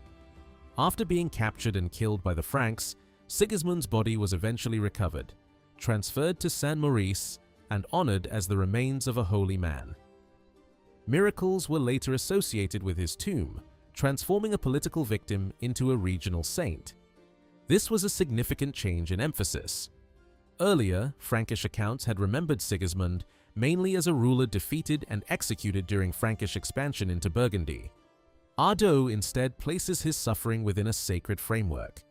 The Franks become the agents responsible for the destruction of a ruler who would later be revered as a martyr and miracle worker. The political conquest of Burgundy is therefore given a moral dimension. Frankish success is not simply military triumph, it produces suffering, death, and ultimately sanctity. The pattern is important because it reflects the larger structure of Ado's chronicle. Merovingian kings repeatedly appear as the creators of misery, while their victims often become saints, martyrs, or morally superior figures. The contrast allows Ado to transform political history into moral instruction. A victorious king may dominate the battlefield, but the defeated victim can emerge with far greater spiritual authority. After the Burgundian Wars, the narrative moves quickly toward Thuringia. Once again, Ado follows older Frankish material, but selects primarily the most violent parts. Theuderic, Childebert, and Clothar campaign against Hermanfrid, the ruler of the Thuringians. Hermanfrid initially escapes, but he is later drawn into a trap and killed. His children also die. The sequence continues almost without relief. Childebert turns against the Visigothic ruler Amalaric in Spain, supposedly in response to the mistreatment of his sister. The Goths are defeated, Amalaric is killed while attempting to flee, and Childebert returns with enormous wealth. His sister, however, dies before reaching home. The violence then moves directly into the Merovingian family itself. Two of Clodomer's sons are murdered by their uncles, Childebert and Clothar, while the third, Clodoald, escapes death by entering religious life. His survival through the church creates another striking contrast between dynastic politics and sanctity. Royal blood makes the young princes dangerous, but religious withdrawal offers one of them a path out of the cycle of murder. Clodoald would later be remembered as a saint, once again allowing holiness to emerge from the wreckage created by Merovingian succession struggles. Ado could have included an episode in which Childebert and Theudebert planned to move against Clothar, but abandoned their intentions after divine intervention associated with Queen Clothild's prayers at the tomb of Saint Martin. Yet, he omits the story. The omission fits his larger method. The episode would have offered a rare image of a Merovingian family member participating successfully in sacred intercession and of a potentially violent conflict being prevented rather than carried through. Neither element suited the darker pattern Ado was constructing. Instead, the chronicle maintains an almost uninterrupted sequence of conquest, rebellion, and death. Theudebert dies after military success against the Lombards. Clotilde follows him to the grave and is buried beside Clovis in Paris. Cram rebels against his father Clothar and is eventually killed together with his wife and child. Saint Medard dies soon afterward, and Clothar himself follows. The narrative becomes a procession of funerals, military campaigns, punishments, and dynastic collapse. This is one of the longest continuous sections of Frankish history in Ado's chronicle, and its tone could hardly be more consistent. The next generation intensifies the pattern. After Clothar's kingdom is divided among his sons, warfare quickly returns. Sigebert fights the Avars and then becomes embroiled in conflict with his own brother Chilperic. Charibert dies, and dynastic marriages begin reshaping alliances. Sigebert marries Brunhild, daughter of the Visigothic king Athanagild, while Chilperic marries Brunhild's sister Galswinthe. It is here that Fredegund enters the story, and she rapidly becomes one of the most dominant characters in Ardo's account. Fredegund had already been connected with Chilperic before his marriage to Galswinthe, and Ardo presents her as a figure driven by ambition, jealousy, deception, and violence. Galswinthe's death becomes one of the defining events associated with her rise. According to the hostile tradition Ardo inherited, Fredegund helped engineer the elimination of the queen, removing a rival and strengthening her own position at court. From this point onward, Fredegund's schemes function almost like a recurring theme. She receives far more attention than many of the kings who technically occupied the thrones around her. Ardo repeatedly returns to her plots, manipulations, assassinations, and military tricks. Even rulers whose reigns lasted for decades receive less narrative space than individual acts of deception attributed to Fredegund. This imbalance is especially revealing in the treatment of Guntram. His reign lasted more than 30 years and included political negotiation, warfare, royal administration, and important relations with the church. Yet Ado devotes comparatively little attention to him. By contrast, one battlefield trick associated with Fredegund receives a surprisingly elaborate retelling. During a campaign against the Austrasians, her troops supposedly carried sticks fitted with bells, creating sounds that resembled cattle. The deception misled the enemy and helped conceal the movement of the army. For Ardo, this kind of episode was memorable precisely because it reinforced the image he wished to create: Merovingian politics as a world in which cunning and betrayal mattered as much as open warfare. Fredegund's conflict with Brunhild then becomes one of the central dramas of the chronicle. Both women are presented through traditions that had become deeply hostile by the 9th century. Their rivalry is not treated as a complicated political struggle shaped by competing dynasties, territorial claims, aristocratic alliances, and royal succession. Instead, it is increasingly personalized and moralized. Each queen becomes a symbol of destructive ambition. Fredegund is associated with the assassination of Sigebert, undermining efforts by Saint Germanus of Paris to reconcile the warring brothers. Brunhild responds through actions that Ardo presents as equally objectionable. She marries Merovec, Chilperic's son, and therefore a member of a rival branch of the royal family. Merovec is eventually captured, tonsured, and confined to religious life, effectively removing him from political competition. The accumulation of such episodes creates the impression that Merovingian politics had become incapable of functioning without family betrayal. Marriage creates alliances, but also generates new rivalries. Children become potential claimants and therefore targets. Queens manipulate succession. Brothers fight brothers. Nephews become enemies. The royal household appears less as the center of government than as a battlefield extending across generations. Ardo's historical accuracy is not always reliable. In one passage, he incorrectly identifies a daughter of Chilperic and Fredegund as Richild and associates her with the Visigothic king Liuvigild. In reality, the daughter was Rigunth and was intended to marry Recared, Liuvigild's son. The marriage never took place. Rigunth's journey towards Spain collapsed after members of her own aristocratic entourage seized much of the treasure accompanying her, forcing her to return in humiliation.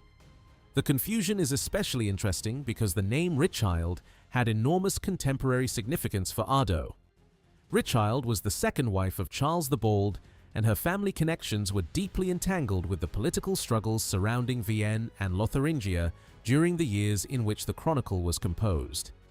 Whether Ardo's substitution was deliberate or accidental cannot be established, but it demonstrates how easily the boundaries between the Merovingian past and the Carolingian present could become blurred in the process of historical writing. Fredegund's alleged relationship with Landeric and the subsequent death of Chilperic add still more darkness to the narrative. Once again, the queen appears as a figure surrounded by accusations of conspiracy and sexual misconduct. The hostile traditions attached to powerful Merovingian women had grown considerably over the centuries, and Ado accepted much of this material with little hesitation. Brunhild receives similar treatment. In Ado's narrative, she eventually encourages her grandson Theuderic to wage war against his own brother Theudebert. The conflict ends with Theudebert's defeat and death. His severed head is carried away, and his children are killed. The violence does not stop there. One of Theudebert's daughters attracts Theuderic, who considers marrying her despite the close family relationship. Brunhild intervenes, but Ado refuses to present her objection as moral outrage. Instead, he claims that she feared the marriage would weaken her own position at court.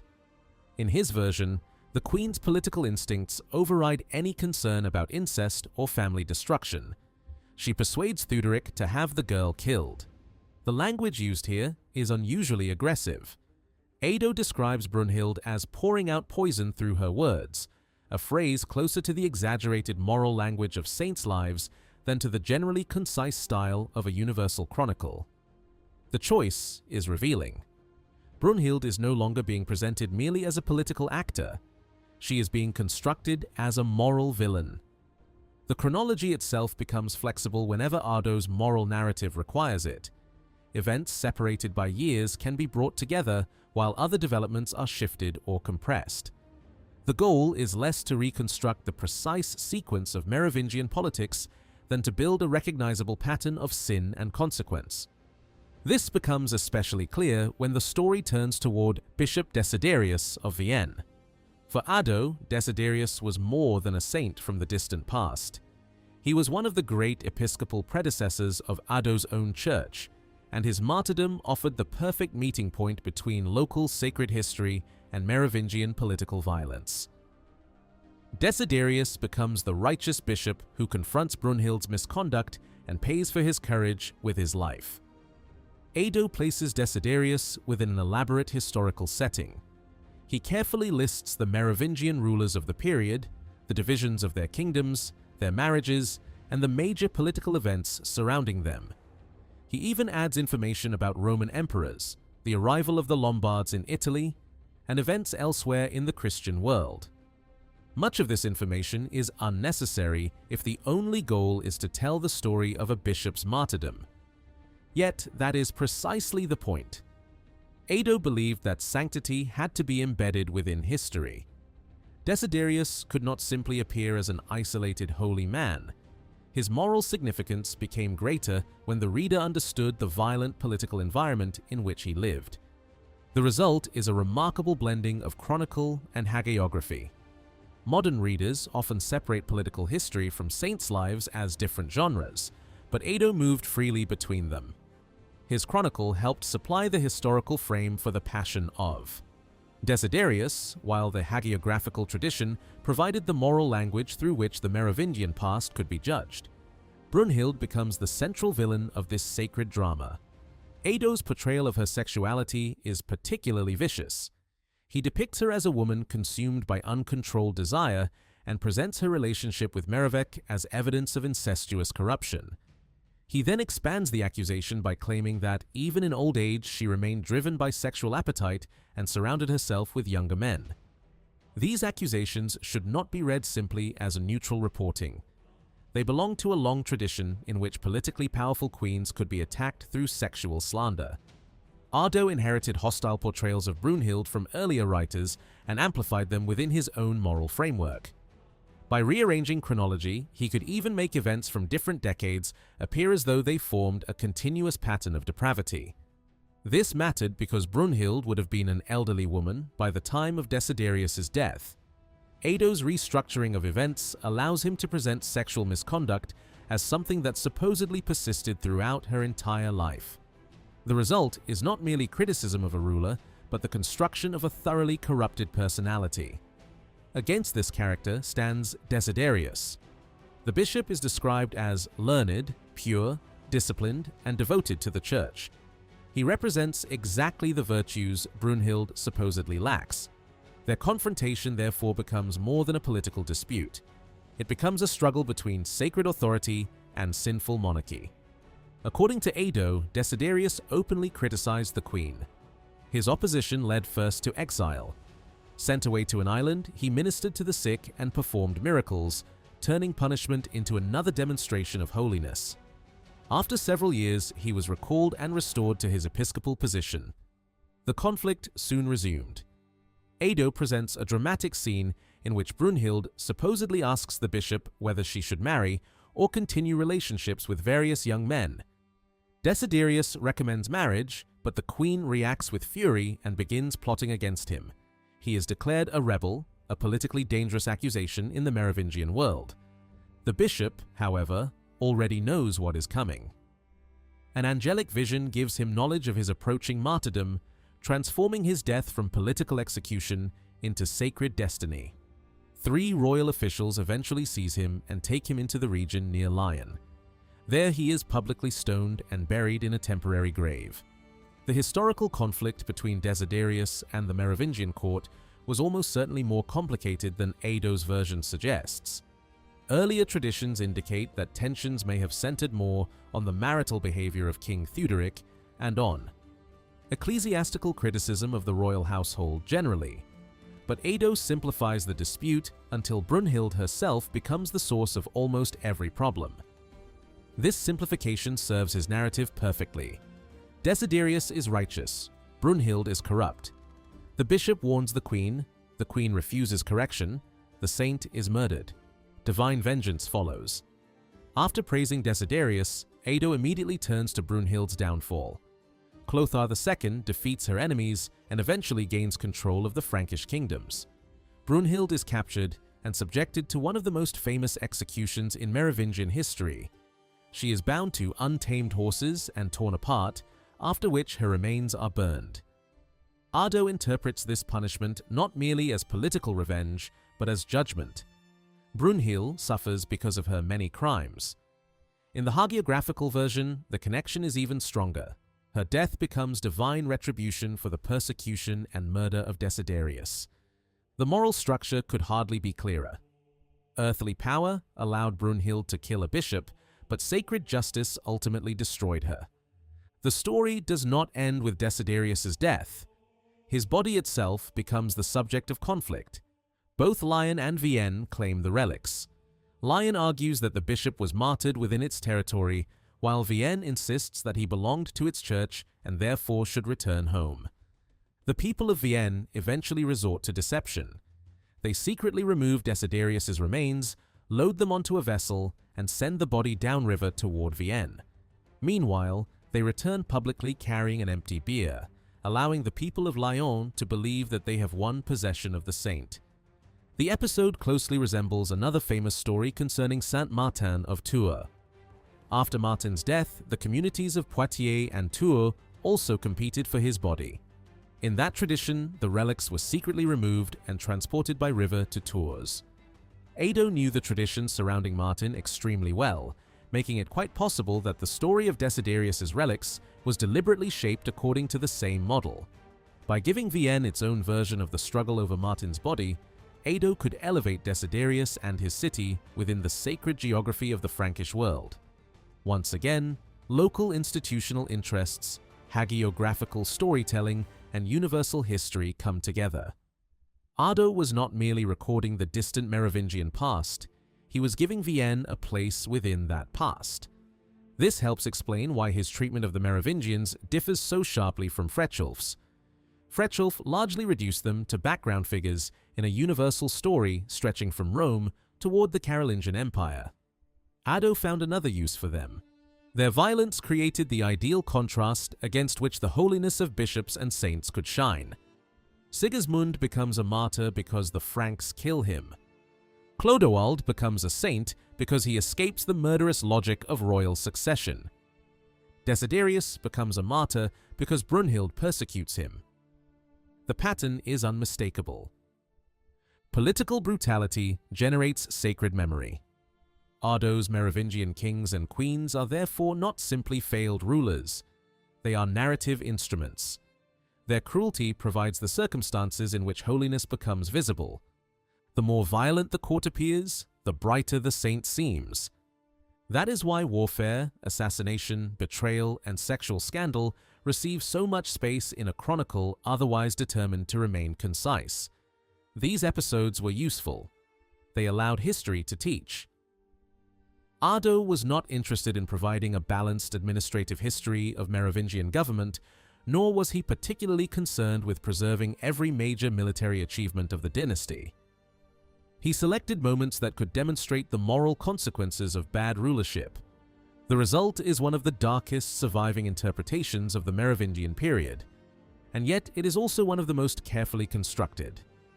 Ado's narrative does not simply say that the Merovingians were violent. It repeatedly places violence beside sanctity. Kings conquer while bishops heal. Queens plot while saints pray. Royal relatives murder one another, while men such as Clovis abandon power entirely. The contrast becomes a silent judgment running through the entire chronicle. In this world, political success offers no guarantee of moral greatness. The Merovingians may control kingdoms, armies, cities, and treasure, but the figures who truly endure are often those they persecute. Their victims become saints. Their enemies become martyrs. Their crimes become moral lessons. And their victories, however impressive in political terms, are repeatedly overshadowed by the sacred memory created in their aftermath. Ado's historical world was built from several different kinds of writing that constantly overlapped with one another. His life of Theuderius drew on older models of monastic sanctity, while his account of Desiderius relied on earlier biographies, martyr narratives, and the powerful example of the life of Columbanus. But Ado was never simply copying saints' lives. His hagiographical works were deeply informed by historical writing as well. The Passion of Desiderius clearly depended on material already gathered for the chronicle, and there are signs that Gregory of Tours may also have influenced Ado's understanding of the Merovingian past. The repeated importance of Martin of Tours is especially suggestive. What matters most, however, is the way Ado used this wide body of material. Earlier sources could present the Merovingian world in complex and sometimes contradictory ways, but that complexity largely disappears in the Passion of Desiderius. There, the dynasty becomes a collection of villains, background rulers, or names mentioned only because they are needed to situate the saint historically. Brunhild dominates this world more than anyone else. Ado reduces her motivations to two destructive forces: sexual appetite and the desire for power. He makes her personally responsible for the persecution of Desiderius, removing much of the responsibility that earlier traditions had also assigned to her grandson, Theuderic II. By simplifying the conflict in this way, Ado creates a much clearer moral opposition. Desiderius becomes the righteous bishop, while Brunhild becomes the corrupt ruler who cannot tolerate correction. Other members of the dynasty barely matter. Fredegund appears only long enough for her earlier crimes to be recalled, while Clovis II receives almost no characterization at all. When he presides over Brunhild's punishment, he is simply the king who judges her. Later, when he arranges the transfer of Desiderius's remains, Ado briefly calls him pious. These moments are too small to create a positive Merovingian image. They merely allow the plot to move forward. This narrow portrayal is revealing because Ado had access to sources capable of producing something much more balanced. He could have shown rulers who supported churches, queens who acted as religious patrons, bishops who cooperated with kings, or moments when royal power contributed positively to Christian institutions. Instead, he chose to concentrate on cruelty, ambition, scandal, and persecution. The process reveals just how closely history and hagiography were connected in his work. A saint's biography needed historical context, but that context could be shaped to strengthen the saint's moral position. The more corrupt the surrounding monarchy appeared, the greater the holiness of the martyr standing against it. When Ado returns to the chronicle, the same narrative instinct remains visible. Clovis II receives very little attention beyond warfare. His campaigns against the Saxons are presented in brutal terms, with devastation spreading across their lands and the destruction of those who resisted. Soon afterward, he dies and the throne passes to Dagobert. Here, unexpectedly, Ado's tone changes. Dagobert is introduced as a vigorous ruler, severe in judgment but clearly capable of governing. His sons, Sigebert and Clovis, are assigned different political roles, while important officials appear around the royal court. Ado briefly mentions the mayor of the palace and changes in the administration, offering a glimpse of a monarchy that functions rather than merely destroys. Then, after turning away from Frankish affairs entirely and discussing events elsewhere in the Christian world, Ado returns to Dagobert with one of the rarest things in his treatment of the Merovingians: open praise. Dagobert, he tells us, enriched the churches of the saints, gave generously, and governed the Frankish kingdom in peace. For a writer who had spent so much of the Merovingian story emphasizing assassinations, betrayal, child murder, civil war, and royal corruption, the contrast is striking. Dagobert is not merely less terrible than his predecessors. He is actively associated with peace and religious patronage, the two qualities most capable of winning Ado's approval. This positive assessment also marks the end of an era. After Dagobert, the chronicle once again moves outward, discussing conflicts involving Byzantium and Persia, as well as events in Africa, Asia Minor, and Britain. When Frankish history reappears, it is with Dagobert's death, which Odo presents as a moment of genuine collective grief. Then comes the turning point. With Clovis II, Ado announces that the Frankish kingdom has entered decline. From this point, he says, the political order begins to fall apart under a succession of serious troubles. In Ado's chronology, Dagobert therefore stands at the summit immediately before collapse. His reign closes the Middle Merovingian period and opens the path toward the final weakening of the dynasty. This is one of the clearest examples of how Ado organizes history into meaningful periods rather than simply recording events. Dagobert is valuable partly because his peaceful rule creates a dramatic contrast with what follows. He becomes the final stable ruler before the Merovingian monarchy begins its descent. Yet when we look at Ado's complete treatment of the dynasty, Dagobert remains a striking exception. The Merovingians occupy only a small place in his enormous historical project. His chronicle begins with the origins of humanity and stretches toward his own lifetime, while his hagiographical writings focus on the saints and religious traditions of Vienne. The dynasty is therefore never the true center of his intellectual world, but even within the limited space available to them, Merovingian rulers rarely receive anything approaching favorable treatment. Ado could have written differently. His sources allowed it. The Liber Historiae Francorum, which provided much of his information about the dynasty, was certainly aware of political instability. It had been written during a period when Merovingian authority was weakening and when aristocratic power was becoming increasingly important. Yet it did not present the royal family as completely hopeless. Its author still imagined cooperation between the monarchy and the Frankish elite as both possible and desirable. Ado transformed that material. The kings and queens who appear in his chronicle are thinner, darker versions of the figures found in his source. Their achievements are reduced, while their crimes become more visible. Religious episodes that might have improved the dynasty's image are frequently removed. The visions surrounding Clovis disappear. Clothild's successful intercession is excluded. Royal piety rarely receives attention. Positive descriptions are exceptionally rare. Clotilde is remembered favorably at her death as a woman filled with good works. Guntram receives a brief reputation for goodness. Dagobert is praised for supporting the church and maintaining peace. Across more than a century of Merovingian history, these are remarkable precisely because they are so unusual. Against them stand countless scenes of violence. Battles, assassinations, family betrayals, murdered children, political executions, treacherous plots, and acts of cruelty dominate the royal narrative. Fredegund and Brunhild become the most extreme examples, but they are not isolated cases. Ado's editing makes violence appear to be the defining characteristic of the dynasty itself. Even the absence of the Merovingians from the life of Theuderius becomes suggestive. The story takes place during the second half of the 6th century, when Merovingian kings were deeply involved in the political and religious life of Gaul, yet none of them appear. One could almost imagine that Ado found no useful way to introduce them because the peaceful story of a compliant hermit offered too little opportunity for royal wickedness. The broader significance of Ado's approach becomes clearer when he is placed within Carolingian historical culture. He was not the first writer to criticize the dynasty that had ruled before the Carolingians.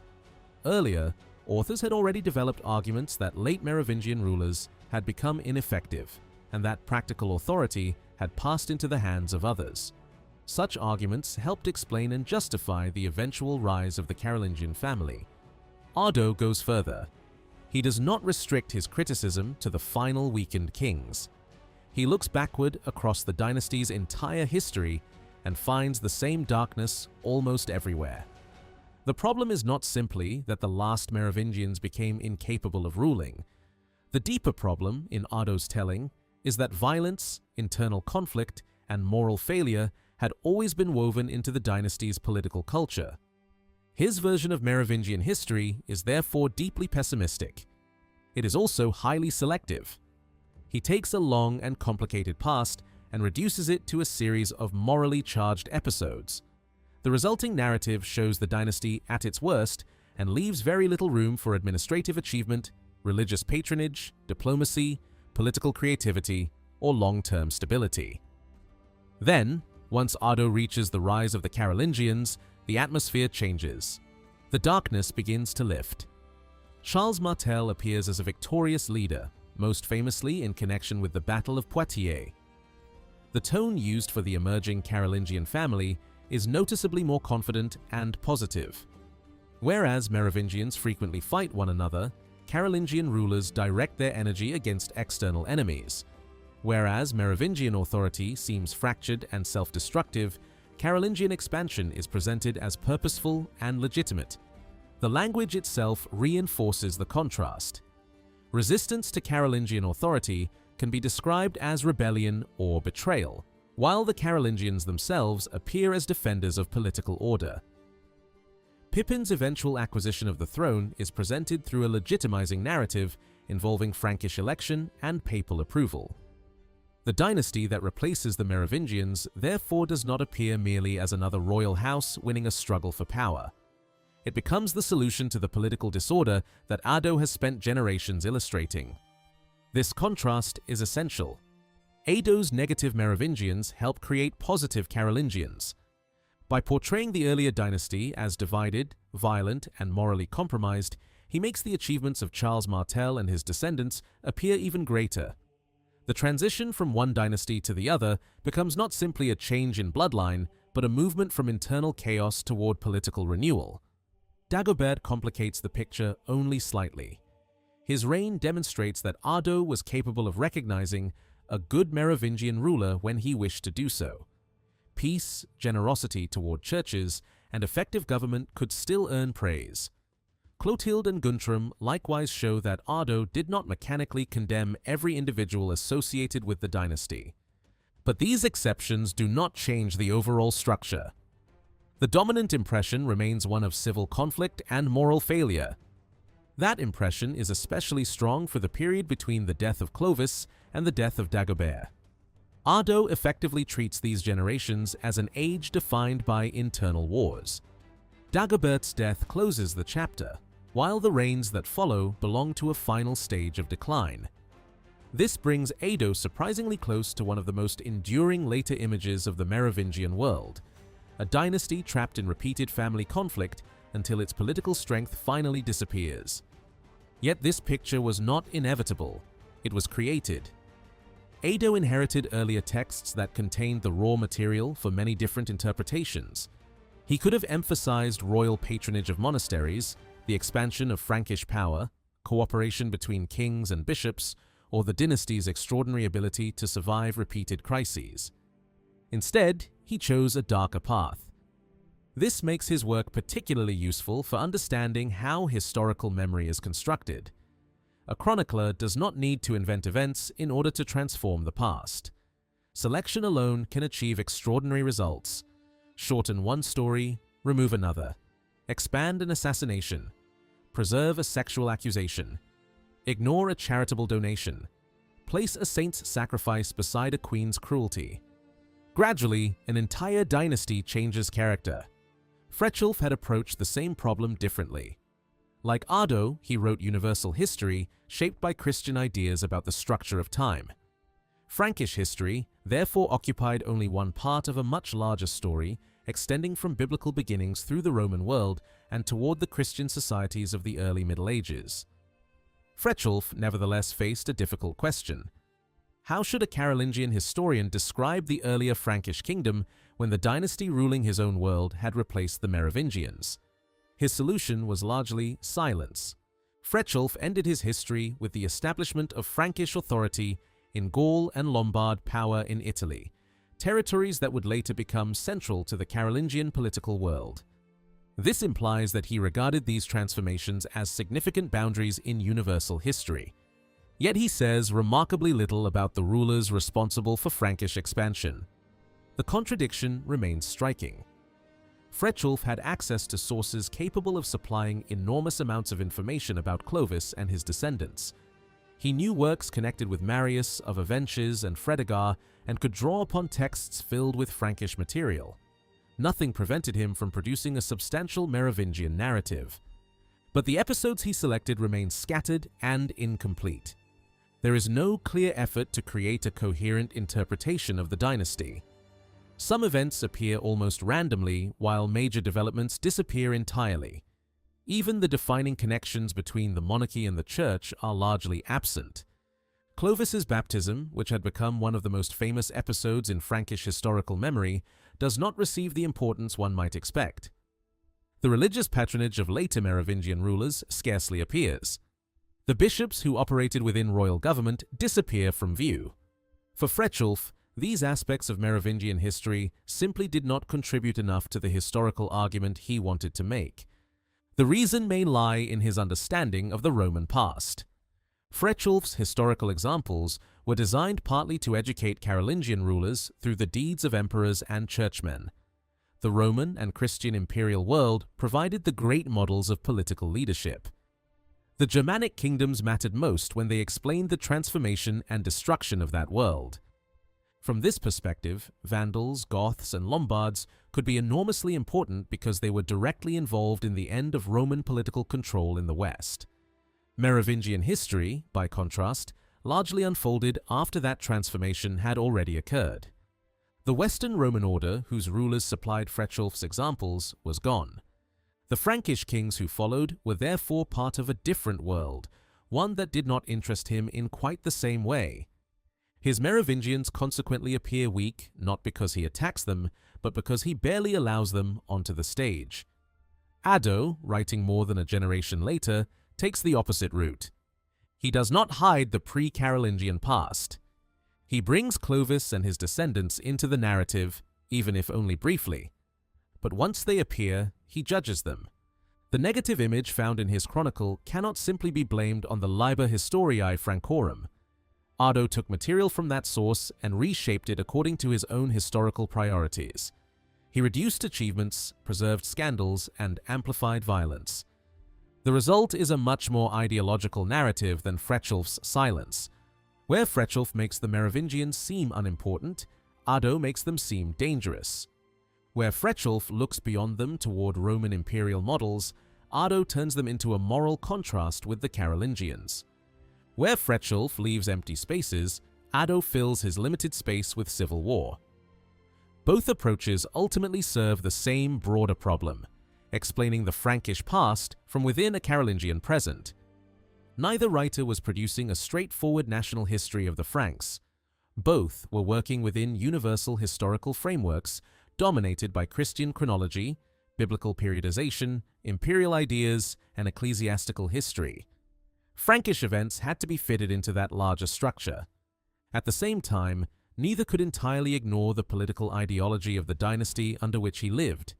The Carolingians ruled the world from which these authors looked backward. That fact inevitably influenced which parts of the Merovingian past seemed important, admirable, embarrassing, useful, or dangerous. Frechelf responded by pushing much of that past toward the margins. Addo responded by turning it into a warning. And through those different strategies, the same dynasty could acquire two very different historical afterlives. In Frechelf, the Merovingians fade. In Addo, they bleed. Only occasionally, in figures such as Clotilde, Guntram, or especially Dagobert, does a more positive image break through. Dagobert remains the great exception because he embodies exactly the qualities Addo wished kings to possess: generosity toward the church, strength in government, and peace within the realm. His death therefore carries unusual weight. It closes the period in which Merovingian kingship could still appear effective. What follows is decline, and beyond that decline waits the rise of another dynasty, one that Carolingian writers were far more willing to celebrate. Among the rulers who followed Clovis, Dagobert I acquired a reputation unlike that of almost any other Merovingian king. For centuries, he was remembered as the final, truly capable monarch of the dynasty, the last strong figure before a long decline supposedly carried the Merovingians toward extinction. Modern scholarship no longer accepts that simple picture, but Dagobert's importance remains difficult to deny. His reign was not especially long, yet during its final years he ruled without a rival and stood at the center of one of the most powerful political systems in Western Europe. Frankish influence under him extended far beyond the core territories of Gaul. His government was involved in affairs touching Bavaria, Slavic regions, Visigothic Spain, Lombard Italy, Thuringia, Saxony, the Basque country, Brittany, the British Isles, and the Avar world. He also maintained diplomatic contact with the Byzantine emperor, showing that the Frankish monarchy was operating within a political network that stretched across much of Europe and the Mediterranean. Dagobert's military and diplomatic reach alone would have made him remarkable, but his later reputation depended just as heavily on his relationship with the church. Religious institutions received generous gifts from the king, and Saint-Denis became especially closely linked to his memory. He was associated with monastic foundations, ecclesiastical reform, legal activity, and attempts to strengthen Christian institutions within and beyond the Frankish realms. Later writers repeatedly returned to these aspects of his kingship, creating an image of a ruler who combined political strength with religious generosity. In this tradition, Dagobert was not simply a successful warrior.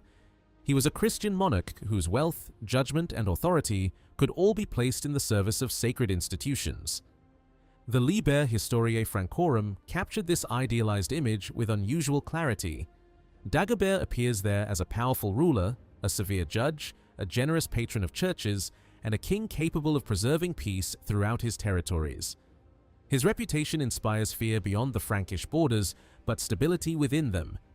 He becomes almost a biblical figure of kingship, compared in spirit to Solomon, formidable toward enemies, yet peaceful in the government of his own people. This combination would prove extraordinarily attractive to later generations. Dagobert's memory did not remain confined to chronicles. Over time, his image spread into saints' lives, monastic traditions, legends, art, and eventually even popular culture. His name became inseparable from Saint-Denis, and later, writers repeatedly strengthened that relationship. Centuries after his death, he survived in French memory as the good King Dagobert, a figure who could be reshaped for very different audiences. Yet his deepest and most enduring medieval presence developed through religious literature. Dagobert appears in the lives of some of the most important saints and churchmen associated with the Frankish world: Columbanus, Arnulf of Metz, Wandregisel, Desiderius of Cahors, Eligius of Noyon, Gertrude of Nivelles, and Audouin of Rouen all belong to traditions in which the king enters the sacred landscape in one form or another. Most of these works treat him favorably.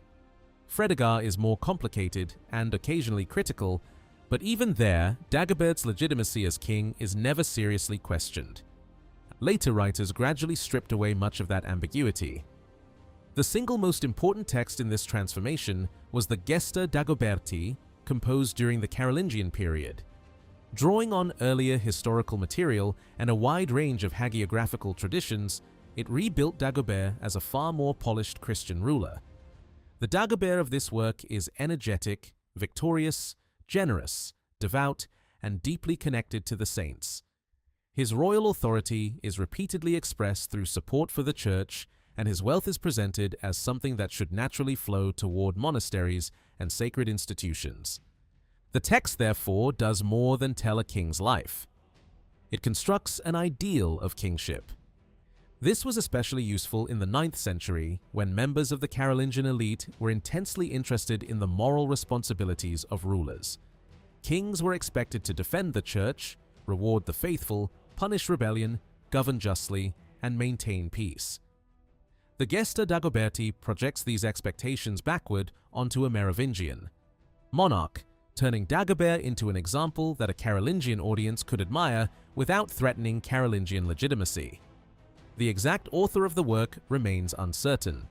Several names have been proposed, especially Hincmar and Hilduin, both closely connected with Saint-Denis and the intellectual world of the Carolingian court. What matters more than the unresolved authorship is the environment in which the work was produced. The Gesta almost certainly emerged from Saint-Denis in the 9th century, probably around the 830s, and its institutional concerns are visible throughout. The monastery had powerful reasons to cultivate Dagobert's memory. Saint-Denis was not simply a religious house, it was a royal monastery, a place associated with kingship, burial, sacred legitimacy, and immense material wealth.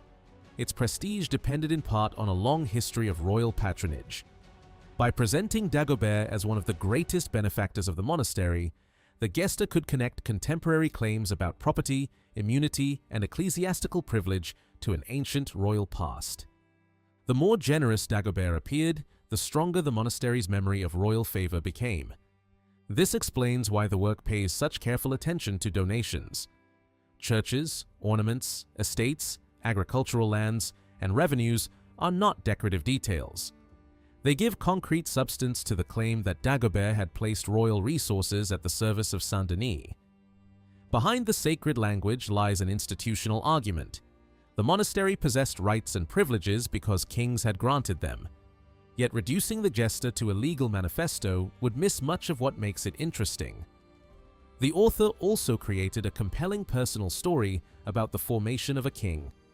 Dagobert is introduced not merely as a ruler, but as a young prince who must learn how to govern. His childhood becomes part of the explanation for his later greatness. He is placed under the guidance of Arnulf of Metz, one of the most respected bishops of the Frankish world, and significantly, a figure later connected to Carolingian ancestry. Arnulf represents the ideal religious mentor, wise, disciplined, and capable of directing a future king toward Christian rulership. Against him stands another tutor, Sadregisel.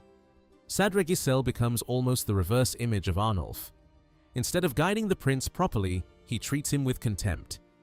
Dagobert initially tolerates the insult, but eventually retaliates by ordering Sadregisel to be flogged and having his beard cut.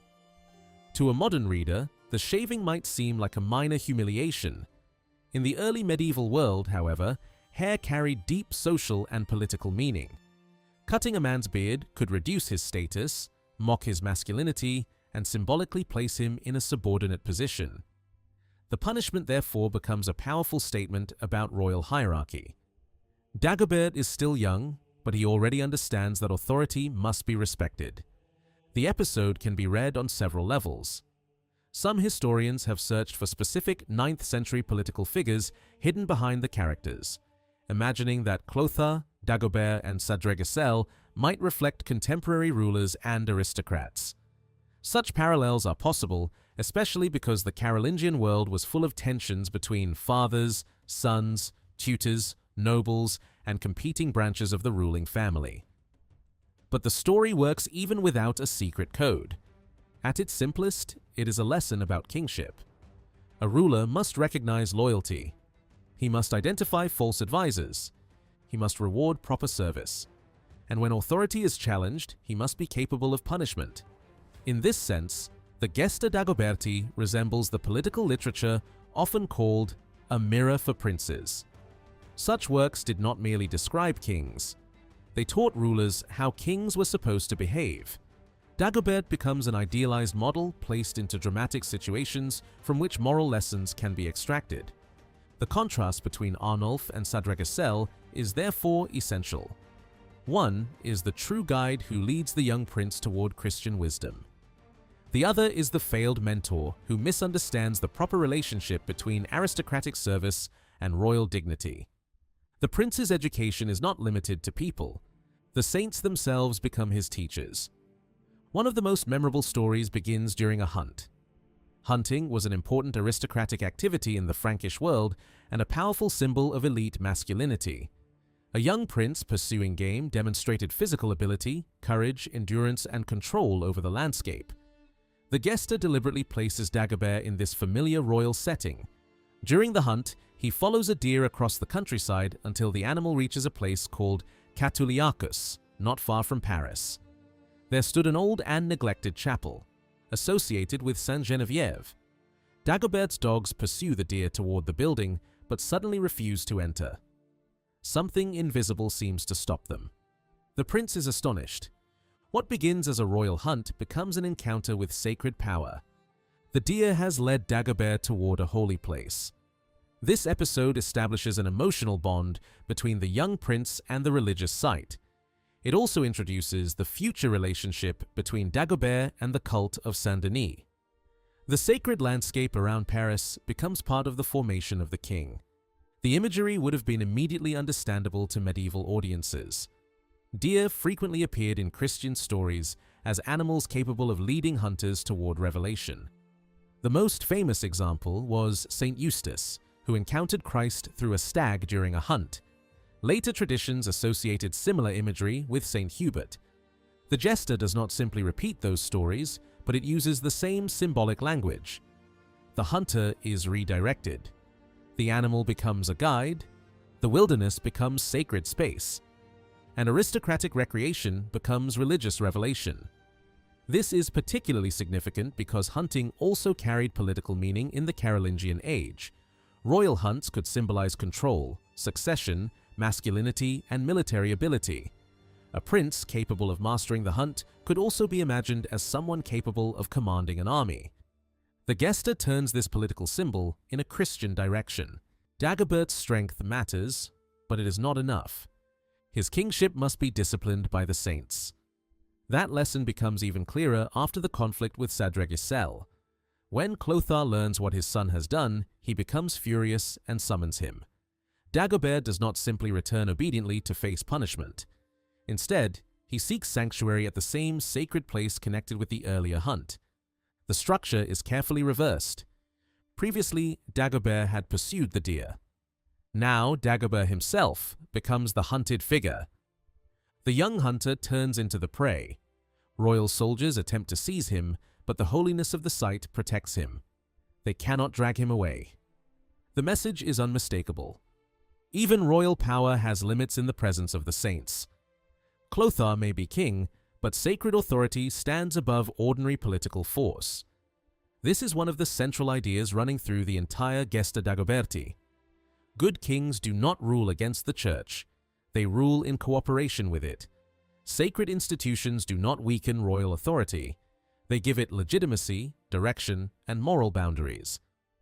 During this period of sanctuary, Dagobert receives an even more direct encounter with the sacred. In a dream or vision, the holy figures associated with the chapel appear to him. Among them are Dionysius, Rusticus, and Eleutherius, remembered as Christian martyrs. The saints are no longer merely invisible protectors. They speak to the future king. The scene transforms Dagobert's relationship with Saint-Denis from accidental discovery into personal devotion. His later generosity can now be explained not simply as political patronage, but as the fulfillment of a sacred bond established during youth. This is precisely the kind of story that could justify enormous monastic donations. Dagobert does not give because the monks cleverly persuaded him. He gives because the saints themselves entered his life. The generosity that follows becomes almost inevitable. The same strategy shapes the wider portrayal of his monarchy. Dagobert is repeatedly described using symbols of royal authority that would have resonated strongly with a 9th century audience. One of the most notable is the scepter. The Gesta remarks that Paris had long been associated with Frankish kings holding the royal scepter. Later, when Dagobert ascends the throne, the scepter reappears as a sign of legitimate government. He is presented as someone who holds royal authority well, shows kindness toward the pious, crushes rebels, and defeats foreign enemies. The symbolism is deliberately broad. The scepter was not uniquely Merovingian. It belonged to a much larger political vocabulary stretching back to biblical kingship and Roman imperial imagery. By giving Dagobert such symbolism, the author makes him understandable to Carolingian readers in their own language of authority. This is crucial. The Gesta is not attempting to reconstruct Merovingian kingship exactly as 7th century people would have understood it. It is translating Dagobert into a 9th century ideal. He becomes a king whom Carolingian readers can recognize. His authority is Christian. His regalia are meaningful. His enemies are rebels. His generosity enriches churches. His military success protects the realm. And his personal relationship with saints gives divine depth to his political position. Unlike many Carolingian writers, the author therefore has no desire to ridicule or forget the Merovingian dynasty. Quite the opposite. Dagobert is carefully placed within a legitimate royal genealogy.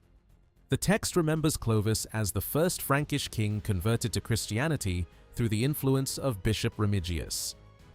Dagobert's own ancestry is then traced within that royal tradition. Parents, grandparents, predecessors, and descendants are included, making the protagonist part of an established Christian dynasty rather than an isolated king. This was a bold choice in a Carolingian work. Earlier writers had often tried to separate Carolingian legitimacy from the Merovingian past. Some mocked the old dynasty, others minimized it. Others treated its final rulers as useless figures who had surrendered real power long before losing the throne. The Gesta Dagoberti does something very different. It accepts that a Merovingian king can be admirable. More than that, it makes admiration for him useful. The key is framing. Dagobert is not celebrated as a political rival to Carolingian memory. He is celebrated as a Christian benefactor of Saint-Denis. His greatness supports an institution that continued to flourish under Carolingian kings. The monastery could therefore use Merovingian memory without weakening the legitimacy of the current dynasty. Indeed, continuity itself became valuable. Saint-Denis had received gifts from Merovingian rulers and continued to receive royal patronage under the Carolingians. By emphasizing this long sequence, the monastery could present royal generosity not as the preference of a single dynasty, but as an ancient responsibility of Frankish kingship. Kings changed. The sacred institution remained. This continuity was especially important because Saint-Denis was also associated with royal burial. Long before Dagobert himself was buried there, members of the Frankish ruling elite had already used the site as a royal necropolis. Later, kings continued to strengthen the connection. The monastery therefore stood at the meeting point of political memory and sacred hope. Kings gave wealth, the monks prayed, the saints interceded. The dead ruler received spiritual assistance in the next world. This exchange gave royal patronage an eternal dimension. The Gesta repeatedly suggests that Dagobert's generosity toward churches and saints helped secure mercy for his soul. His gifts were not merely political investments. They were acts aimed at salvation. The richer the monastery became, the more powerful its memory of the king became. And the more powerful that memory became, the more easily Saint-Denis could present itself as the natural partner of Christian monarchy. The result is a striking transformation of Merovingian memory. In Edo's chronicle, the dynasty had often appeared as a source of violence. In Frecciulf, it faded into the background. In the Gesta Dagoberti, one Merovingian ruler becomes almost the ideal Christian king. This tells us something important about historical memory in the Carolingian period. The Merovingians were not simply erased after their dynasty ended. They could still be used. Their memory could be attacked, ignored, reshaped, or rehabilitated depending on what a writer or institution needed. Dagobert was particularly useful because he possessed qualities that later audiences could admire without difficulty. He had ruled effectively. He had supported the church. He was associated with Saint-Denis. He could be imagined as a strong judge and military leader. He could also be placed within a narrative of sacred protection, visions, and charitable generosity. That combination made him almost perfect material for a 9th century author. The king of the 7th century could become a model for the 9th. The Merovingian past could be transformed into a lesson for Carolingian rulers. And Saint-Denis could stand at the center of both. The relationship between Dagobert and Saint-Denis is one of the clearest examples of how historical memory could be transformed into a powerful religious and political story. In the Gesta Dagoberti, the young prince's troubles with his father are resolved through the intervention of the saints buried at the shrine. According to the narrative, the martyrs were dissatisfied with the condition of their resting place and offered Dagobert protection in return for a promise. He would honor their tomb and transform it into a monument worthy of their sanctity. Dagobert agreed, and the saints helped restore peace between father and son. From that moment onward, his connection with Saint-Denis became permanent. The story is obviously shaped by hagiographical imagination, but it rests on a genuine historical foundation. Dagobert really was a major benefactor of Saint-Denis, and there is also evidence that his father Clovis supported the monastery. What the Gesta does is take that historical relationship and turn it into a sacred pact between ruler and saints. The author almost certainly used the institutional memory and archival resources of Saint-Denis to build this picture. Some of the charters associated with Dagobert are difficult to authenticate, and later, medieval archives often mixed genuine documents with altered or invented material. Yet even with those problems, Dagobert's association with the monastery cannot simply be dismissed as fiction. Fredegar independently confirms his patronage, suggesting that the basic connection was real. The uncertainty lies not in whether Dagobert supported Saint-Denis, but in determining exactly how extensive that support actually was. The Gesta naturally presents the relationship in the most generous possible terms. Dagobert becomes the ruler whose wealth flows toward the saints, while Saint-Denis becomes the sacred institution that protects and legitimizes him. Each side strengthens the other. The king gives treasure, land, and privileges. The saints offer spiritual protection, intercession, and ultimately salvation. This exchange would become one of the most important themes in the later memory of Dagobert. But the historical Dagobert described by Fredegar is more complicated. In 622, while still young, Dagobert received authority over Austrasia. This arrangement gave him something close to a political apprenticeship. Rather than waiting for his father's death before learning how to govern, he was able to rule part of the Frankish world, while Clovis II remained king elsewhere. The experience allowed him to establish direct relationships with Austrasian aristocrats and to learn how royal authority functioned in practice. These relationships were crucial. Dagobert cultivated alliances with powerful men such as Arnulf of Metz and Pippin I, both of whom later became extraordinarily important in Frankish political memory. Other aristocrats, however, found themselves marginalized. Chrodoald is one example. The political environment was therefore not a harmonious royal household guided by universal loyalty. Dagobert was already building his own faction while competing elites attempted to gain influence around him. His relationship with Clovis was equally complicated. The father and son did not always agree about the limits of Dagobert's power. Individuals who lost favor with Clovis could seek protection in Dagobert's territory, while the reverse also occurred. Such movements suggest that the two royal courts were capable of functioning as rival political spaces even while they remained part of the same dynasty. Fredegar does not present this conflict as permanent rebellion, but tension repeatedly surfaces. One of the earliest controversial episodes involved Dagobert's marriage to Gomertrude. The union was politically useful because she belonged to a family connected with Queen Seikild and with Brodulf, an aristocrat who would later play an important role around Dagobert's younger half-brother, Charibert. But the marriage also created problems because of the family relationship involved. Fredegar does not directly launch into moral condemnation, yet he places another marriage scandal immediately afterward in a way that seems deliberately ironic.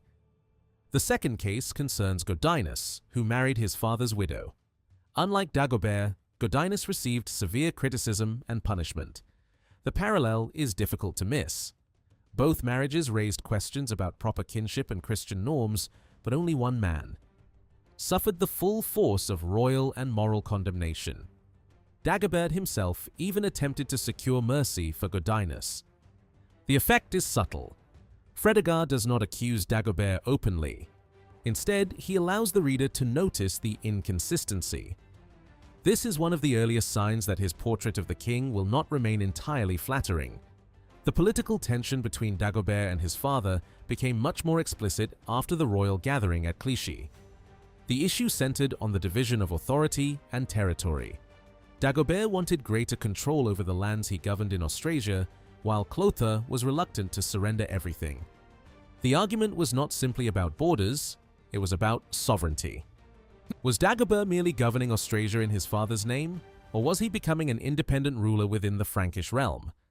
The distinction mattered enormously. Eventually, mediation became necessary. A group of leading men intervened, with Arnulf of Metz occupying an especially important role. The dispute was settled through negotiation. Dagobert received effective sovereignty over Austrasia, but some territories remained outside his control, probably because Clothar wanted to preserve a future inheritance for his younger son Charibert. This settlement reveals something fundamental about Merovingian politics. Kings did not rule in isolation. Aristocratic mediation could be essential even in disputes within the royal family. Powerful bishops and nobles could help prevent dynastic conflict from becoming civil war. The Gesta Dagoberti preserves the basic outline of this settlement but reshapes its meaning. The complicated political tensions remain visible only in simplified form. The author had little interest in showing Dagobert struggling with competing aristocratic factions or facing genuine limits to his ambitions. Such details would weaken the image of the ideal prince. Charibert therefore becomes a much less threatening figure. In reality, Dagobert's younger half-brother already possessed political support before Clothar's death. His followers were active at royal assemblies, and there are signs that he may have enjoyed an institutional position more substantial than later writers were willing to admit. Once Clothar died, Charibert attempted to secure a larger share of the kingdom. Fredegar portrays the effort as largely unsuccessful, partly because Charibert supposedly lacked political sophistication.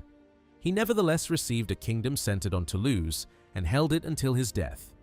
The Gesta keeps the idea that Charibert failed to make a serious claim, but gives Dagobert the moral advantage. Rather than presenting Toulouse as a concession forced by political reality, the text makes it appear as an act of mercy. Dagobert gives his brother a kingdom because he is compassionate and listens to good advice. This interpretation fits perfectly with the larger portrait of the king. What might historically have been a reluctant settlement with a rival prince becomes evidence of generosity. The real political situation was probably much more difficult.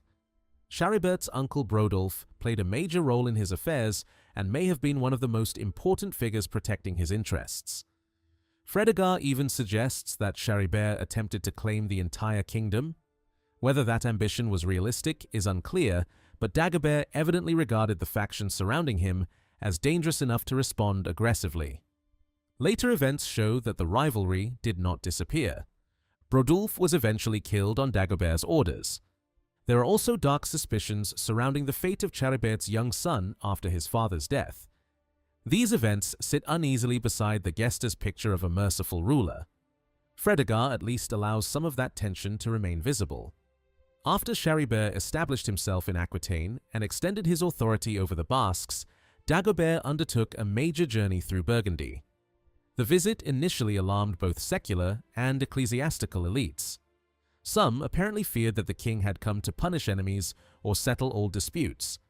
Instead, Fredegar emphasizes his role as a dispenser of justice. Dagobert heard petitions, defended the poor, and moved from city to city, presenting himself as the active center of royal government. But the journey also contained a calculated act of violence. At Saint-Jean-de-Lausne, Dagobert ordered Brodulf's assassination. The killing removed one of the most powerful political supporters of Charibert and helped free Dagobert from the network created around his younger brother. The king then continued through Burgundy, visiting cities such as Chalon, Autun, Auxerre, Sens, and finally Paris. The journey therefore served two functions at once. Publicly, it demonstrated justice. Politically, it demonstrated control. Dagobert was showing Burgundy that he could listen to grievances and protect the weak, but he was also proving that dangerous rivals could be eliminated. This is one of the strongest moments in Fredegar's portrayal of the king. Dagobert appears decisive, mobile, politically alert, and capable of turning uncertain regions into secure royal territory. The pattern resembles an earlier episode involving Clothar II. When Clothar first took control of Burgundy, local elites had also been uncertain about the new regime. A powerful patrician named Alatheus even attempted to exploit the situation and was eventually executed. Afterward, Clothar met the regional leadership and responded to their concerns. Dagobert's tour follows a similar logic. Both father and son enter regions where loyalty cannot be assumed. Both remove a dangerous political figure. Both then stabilize the situation through royal justice. This makes Dagobert's journey something more than an administrative tour. It becomes a story about a prince finally mastering the political inheritance he received from his father. Fredegar then gives the reign an almost triumphant summary. Dagobert had succeeded because he listened to good counselors. Arnulf of Metz and Pippin were especially important. With their advice, he governed Austrasia so successfully that his reputation spread among many peoples. External threats from the Avars and Slavs were brought under control, and the king's authority became widely respected. The connection between wise counsel and royal success is deliberate. Dagobert is strongest when he listens to experienced advisors. This point becomes even more important later because Fredegar will eventually argue that the king begins to fail when his relationship with those advisors deteriorates. The withdrawal of Arnulf from royal service therefore matters. Cunibert of Cologne steps into the advisory network, but the narrative is preparing for a change. Dagobert's successful early career reaches its peak. Then Fredegar turns the story in another direction. The move to Paris becomes the dividing line. Before Paris, Dagobert is the energetic ruler shaped by Austrasian advisors, dispensing justice and defeating enemies. After Paris, the chronicler begins describing moral decline. Dagobert grows more indulgent. His sexual behavior becomes increasingly scandalous. He accumulates wives and concubines. He is accused of taking wealth from churches. Most seriously, from Fredegar's political perspective, he damages his relationship with the Austrasian elite and with Pippin. The king who had prospered through good counsel begins separating himself from the people who helped make him successful. For Fredegar, this is not a minor personal failing. It is a political mistake. Bad morality and bad government begin to merge. The Gesta Dagoberti refuses to accept this transformation. For its author, Dagobert must remain admirable from beginning to end. The move to Paris therefore cannot become the beginning of decline. Quite the opposite. Paris brings Dagobert closer to Saint-Denis and strengthens the central relationship around which the entire work is organized. The difference between the two texts is dramatic. Fredegar sees a turning point toward decadence. The Gesta sees a movement towards sanctity. This divergence reveals just how much historical character depends on narrative purpose. The same king can be made to rise or fall depending on which events receive emphasis. The Gesta carefully preserves those parts of Fredegar that support the image of effective Christian kingship while rewriting or softening anything that threatens it. The treatment of Charibert is one example. The treatment of Gomertrude is another. Fredegar presents Dagobert's separation from Gomertrude with an almost mocking tone. After Brodulf has been eliminated, the king leaves his wife behind at the very place where they had married and replaces her with Nanthechild. For the Gesta, this is dangerous material. A pious Christian king cannot casually discard a royal wife without explanation, so the text provides one. Gomertrude is said to be unable to produce children. Her infertility transforms the separation from a morally questionable rejection into a dynastic necessity. The addition is extremely revealing. Royal marriage was not merely personal. It was expected to secure succession. If a queen could not produce heirs, the stability of the kingdom itself might be endangered. By giving Dagobert a dynastic reason for the separation, the Gesta protects his reputation. He can leave Gomertrude without becoming an immoral husband. He then takes Nanthechild as his new queen, and the story continues without allowing the episode to damage his idealized image. The same protective strategy appears when the text reaches Dagobert's sexual behavior. Fredegar is openly hostile here. The king's relationships with multiple women become evidence of moral corruption. Ragnatrudis appears among his partners, and the chronicler increasingly depicts Dagobert as consumed by desire. The Gesta cannot simply erase these traditions because they were too well known. Instead, it manages them. Before admitting that Dagobert committed morally questionable acts, the author reminds the audience of everything admirable about him. He is pious, he is intelligent, he is an effective judge, he is physically strong, he is skilled in hunting, he is militarily successful. Only after building this wall of virtues does the writer acknowledge the uncomfortable truth. Dagobert did commit actions that Christian teaching could condemn, but even this admission is immediately softened. He was young. He carried the enormous burden of government. No human being is perfect in everything.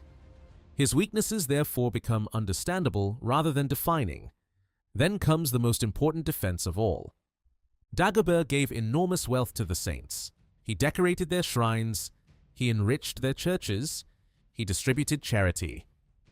The prayers of those holy communities could therefore obtain divine mercy for him. In other words, the Gesta does not deny sin. It gives the king a path beyond it. This is fundamental to its understanding of Christian kingship. An ideal king does not necessarily have to be morally flawless. He must be capable of repentance, generosity, and alignment with sacred institutions. Dagobert's sins are therefore absorbed into a much larger story of salvation.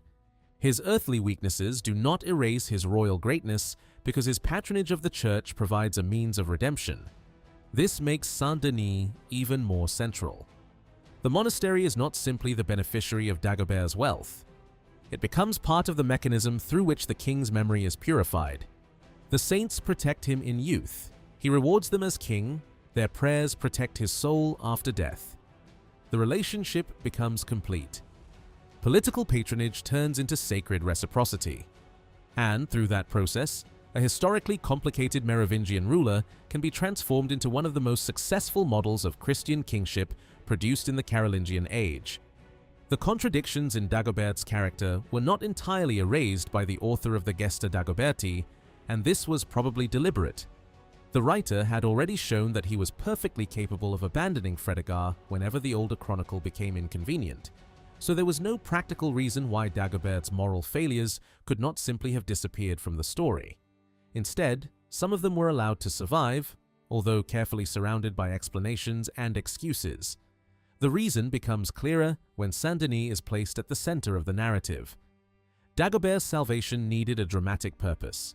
If the king had been presented as completely innocent, there would have been very little for the saints to forgive or rescue. His imperfections, therefore, became useful. He had to stand in spiritual danger before the power of religious patronage and saintly intercession could be fully demonstrated. This strategy is particularly visible in the story of the birth of Sigebert III. Fredegar had connected Dagobert's lack of an heir with his appetite for women, creating a portrait of a ruler whose private life was increasingly difficult to reconcile with Christian morality. The Gesta completely changes the emotional atmosphere. Dagobert is now portrayed as a worried king traveling through Austrasia and becoming increasingly distressed because he still has no son to inherit his throne. His relationship with Ragnatrudis is introduced within this dynastic crisis. She gives birth to Sigebert, and the child is presented almost as an answer to prayer, secured through divine favor, religious devotion, and generous almsgiving. The difference is substantial. What had previously looked like another episode in Dagobert's sexual excess is transformed into a story about succession and providence. The king needs an heir because the kingdom needs continuity. His anxiety is therefore political as much as personal, and the birth of Sigebert becomes evidence that God has responded to his prayers. Even Dagobert's questionable relationship with Ragnatrudis can now be absorbed into a much larger narrative about the survival of the dynasty. Another tradition surrounding Sigebert's birth gives an important role to Amandus. According to the saint's life, Dagobert had been consumed by excessive desire, but eventually turned toward God because he desperately wanted a son. The Gesta borrows elements of this religious transformation while removing much of the harsh criticism. Amandus still participates in Sigebert's baptism, and the ceremony ends with a striking miracle. When the prayers were completed and those attending failed to respond, the infant Sigebert himself supposedly spoke the required Amen, despite being only a few weeks old. The miracle gives the birth a sacred dimension from the beginning. Sigebert is not simply another royal child. His arrival appears divinely approved. The Gesta therefore takes traditions that could have damaged Dagobert's reputation and redirects them toward a story of providential monarchy. The uncomfortable sexual background fades while prayer, baptism, saints, and succession move into the foreground. The author applies the same method elsewhere. When the narrative turns toward events connected with the Byzantine Emperor Heraclius, an older story about the forced conversion of Jews in Gaul is retained. Yet even here, the wording is adjusted to emphasize one of the Gesta's favorite political ideas: counsel. Dagobert does not appear as a ruler acting entirely on personal impulse. He consults bishops and wise men before ordering Jews who refused baptism to leave his kingdom. For a 9th century audience, this emphasis on counsel was significant. Good government was increasingly imagined as a partnership between royal authority and responsible advisors. Bishops, nobles, and learned men were not merely decorative members of the court. Their advice helped transform royal power into legitimate Christian government.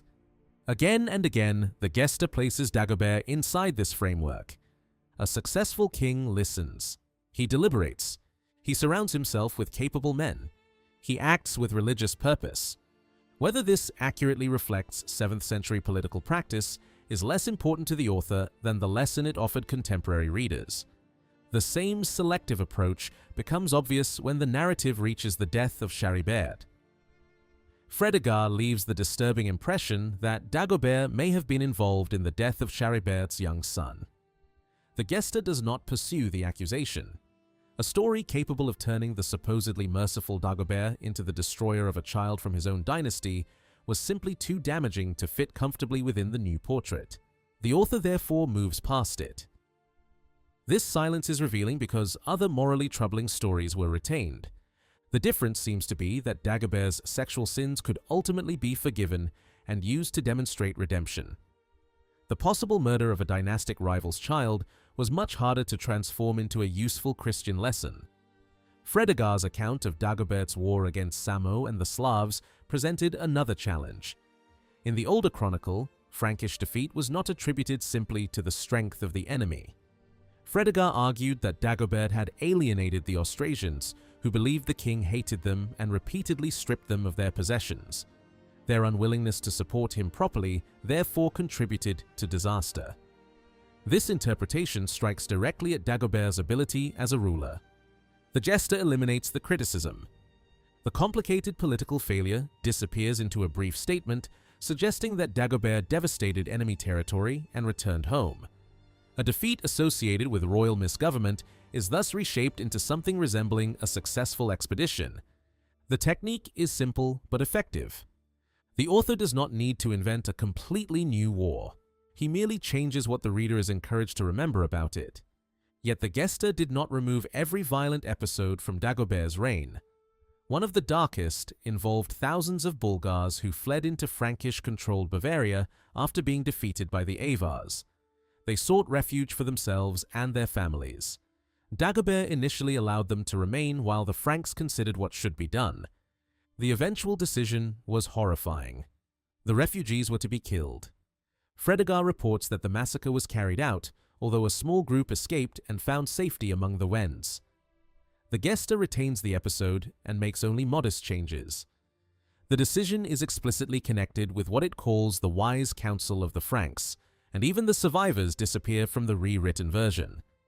This is significant because the author clearly did not interpret the event through modern ideas of humanitarian refuge or collective punishment. For him, the episode apparently did not fundamentally damage Dagobert's reputation. The language of collective counsel may even have distributed responsibility beyond the king himself.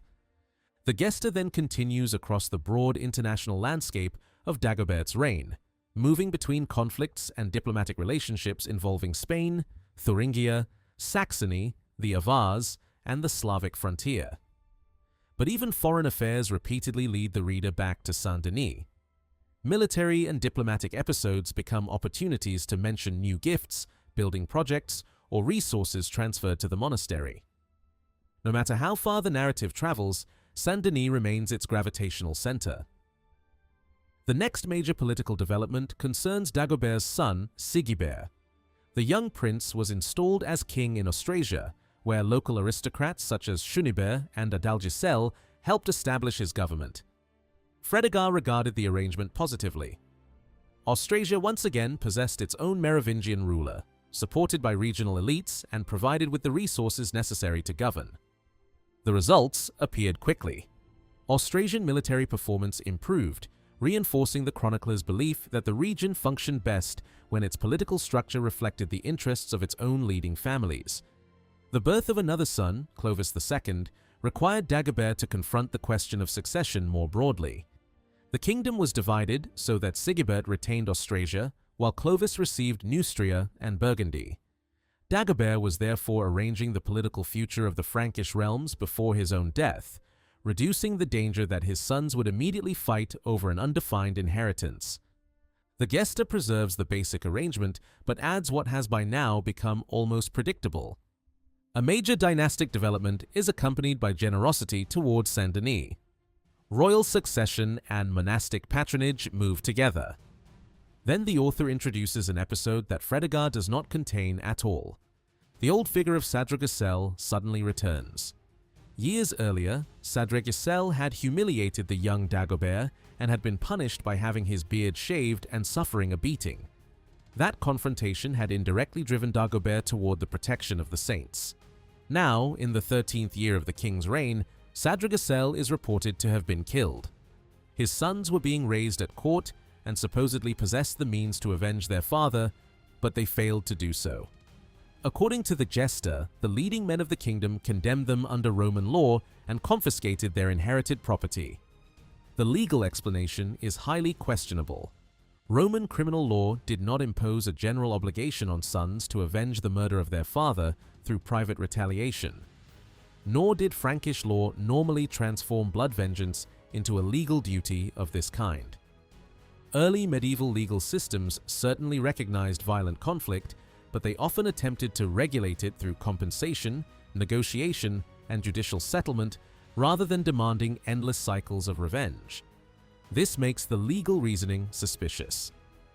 The real purpose of the story becomes clearer once the confiscated property is examined. Sadregisel's family possessed considerable wealth.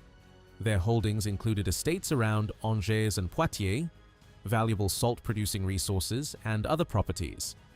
After confiscation, these lands passed into royal control, and from there, much of the wealth moved to Saint-Denis. Suddenly, the strange return of Sadregisel makes sense. The episode is not really about vengeance, it is about property. A story beginning with murder and questionable legal reasoning ends by explaining how a major collection of estates entered the royal treasury and was then transferred to religious institutions. Saint-Denis received the overwhelming share. Other resources supported religious communities at Saint-Maurice d'Agon and Saint-Martin of Tours, especially in connection with their liturgical services. The Gesta even insists that documentary evidence existed for these grants. The reader is told that Dagobert recorded the donations in a charter authenticated by his own signature and seal. Anyone sufficiently curious could supposedly consult the church archive and discover the names of 27 estates listed there. This is a remarkable moment because the narrative almost invites verification. The monastery's archive enters the story as a witness. The message is clear. These lands were not random possessions accumulated over generations. They belonged to Saint-Denis because a king had legally granted them. Historical narrative, institutional memory, and property rights become inseparable. The Gesta continues using this method through several chapters. Material from Fredegar provides the chronological skeleton, while new passages explain donations, privileges, and property associated with Saint-Denis. Eventually, however, Dagobert himself is given a voice. Before an assembly of the Frankish elite, with his sons present, the king appears enthroned and crowned. He addresses the rulers, magnates, and dukes gathered before him and warns them about death. No one knows when the end will arrive. A person who remains spiritually unprepared risks exchanging the light of the present world for eternal darkness. The political ruler suddenly becomes a preacher. Dagobert's speech develops into a lesson about salvation, and the lesson soon arrives at the subject that has dominated the entire work: religious patronage. Giving to sacred institutions becomes one of the roads toward eternal life. Dagobert lists donations, explains how they should be administered, and commands Sigebert and Clovis to protect what he has established. The nobles surrounding him are not merely an audience, they become witnesses and guarantors of the royal testament. The scene operates simultaneously on several levels. It is religious instruction, it is succession planning, it is a legal declaration, and it is institutional propaganda. Dagobert teaches his sons how to save their souls while also telling them not to interfere with property already granted to monasteries. The spiritual and material messages cannot easily be separated. As the narrative approaches Dagobert's death, the idealization becomes even stronger. The king receives a formal celebration of his virtues. He is remembered as careful in judgment, wise in counsel, energetic in war, generous toward the poor, protective of ecclesiastical peace, and exceptionally devoted to monasteries. This is the Dagobert the Gesta ultimately wants its audience to remember. Not the womanizer condemned by Fredegar, not the ruler whose relationship with Austrasia deteriorated, not the king associated with suspicious deaths and brutal massacres. Those elements either disappear, receive explanations, or become subordinate to a much larger image of Christian monarchy. When Dagobert realizes that death is approaching, he is taken to Saint-Denis. The location could hardly be more appropriate. The monastery that shaped his youth, received his gifts, and stood at the center of his religious identity now becomes the setting for his final preparations. His wife Nanthechild and his young son Clovis join him, as does Ega, one of the leading political figures of the kingdom.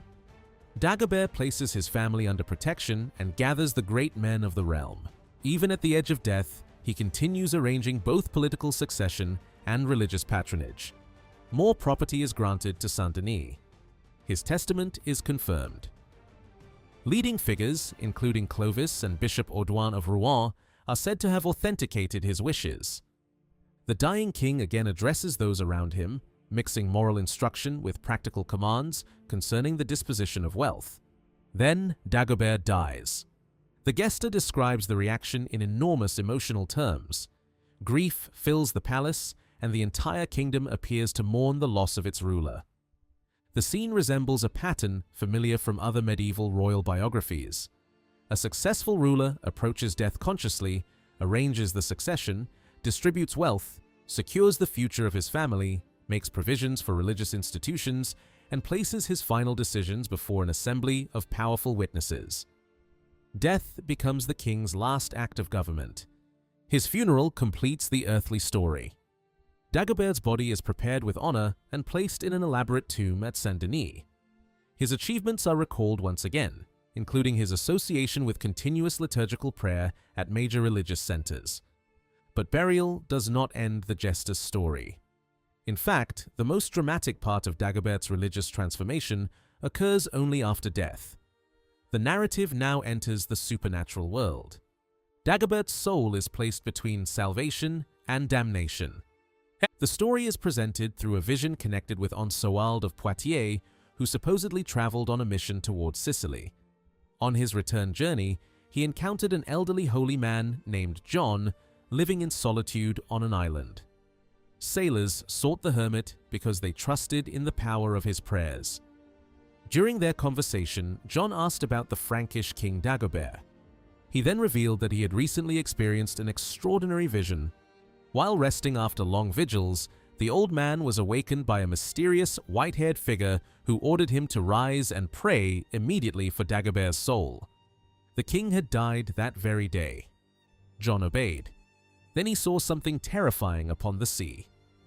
Dark spirits were carrying Dagobert away in a boat, beating him and dragging him toward the infernal world. The ideal king of the Gesta suddenly appears on the edge of damnation. His wealth cannot save him. His crown cannot save him. His armies cannot save him. Political power has ended. Only spiritual assistance remains. Dagobert cries out to the saints with whom he had built relationships during his lifetime. Dionysius comes to his aid. So does Maurice. so does Martin. The saints demand that the king be released. The heavens erupt. Thunder and lightning tear through the scene, and radiant figures dressed in white appear. Dagobert asks who they are. They identify themselves as the very saints whose assistance he had sought. The demonic forces lose their victim. Dagobert's soul is taken from them and lifted upward, destined not for punishment but for the company of the blessed. The entire structure of the Gesta suddenly becomes clear. All those donations were leading here. All those monasteries mattered because their saints could act when royal authority became useless. Dagobert had enriched Saint-Denis and other sacred institutions during his lifetime. Now their heavenly patrons repay him. This is why his sins could not simply disappear from the story. A completely innocent Dagobert would not need rescue. The king must first approach damnation for saintly intercession to demonstrate its full power. His moral imperfections therefore strengthen the final argument. Generosity toward holy institutions produces spiritual rewards that continue beyond death. The vision turns patronage into an investment in eternity. The historical accuracy of the episode is extremely doubtful. Anseauld's chronology does not comfortably fit the supposed date of Dagobert's death, and there is little reason to believe that the Sicilian mission occurred exactly as described.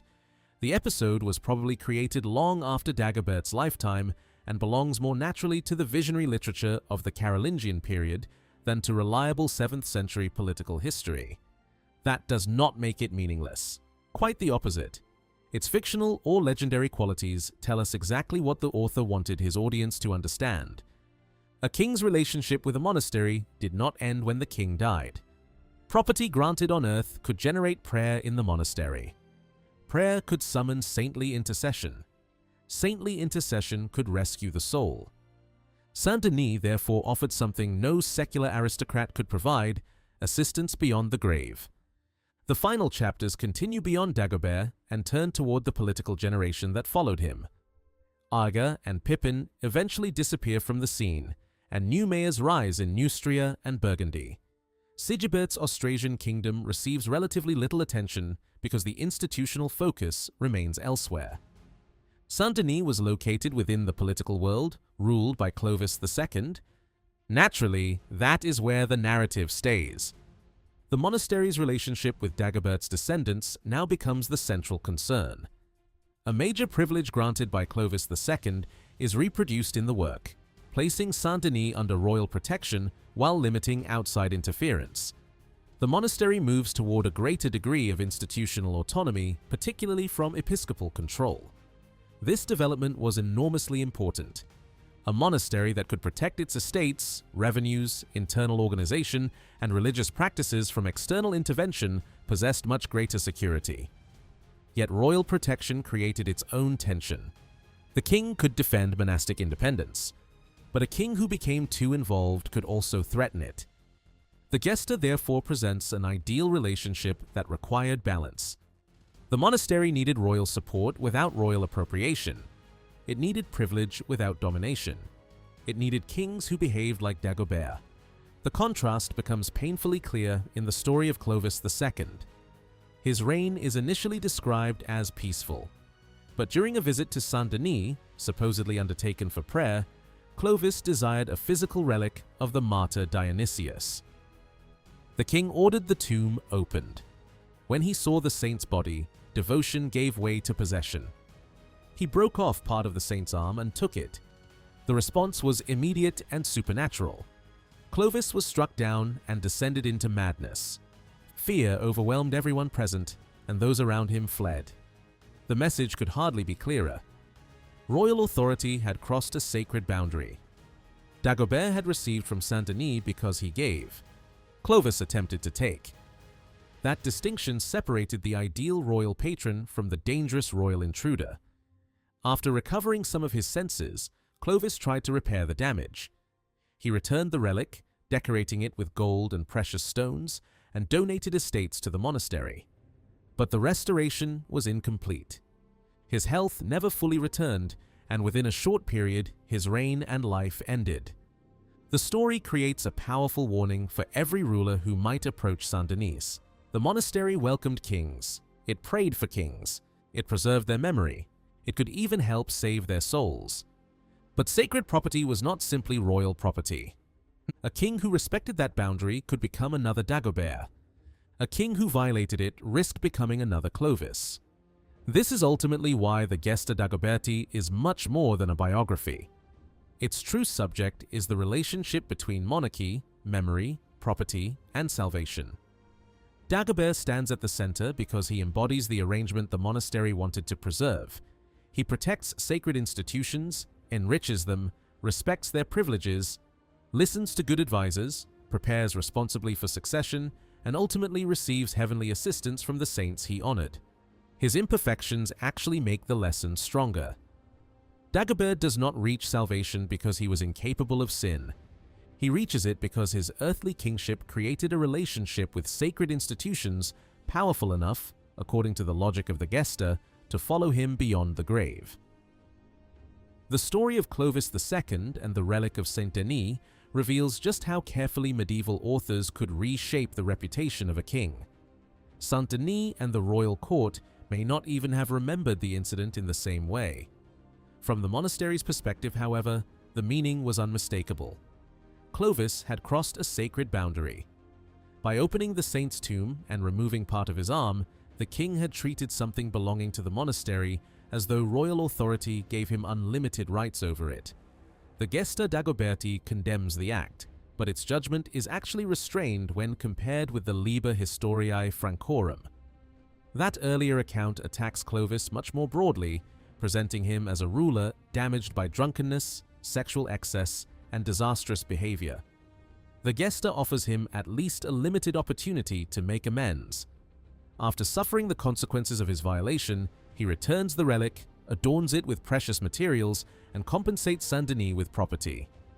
His reputation is never completely restored, but the possibility of repentance remains. Even so, the lesson would have been impossible for a medieval audience to miss. Clovis had interfered with the physical remains of the monastery's patron saint, and the consequences were catastrophic. His punishment demonstrated that even kings were subject to sacred limits.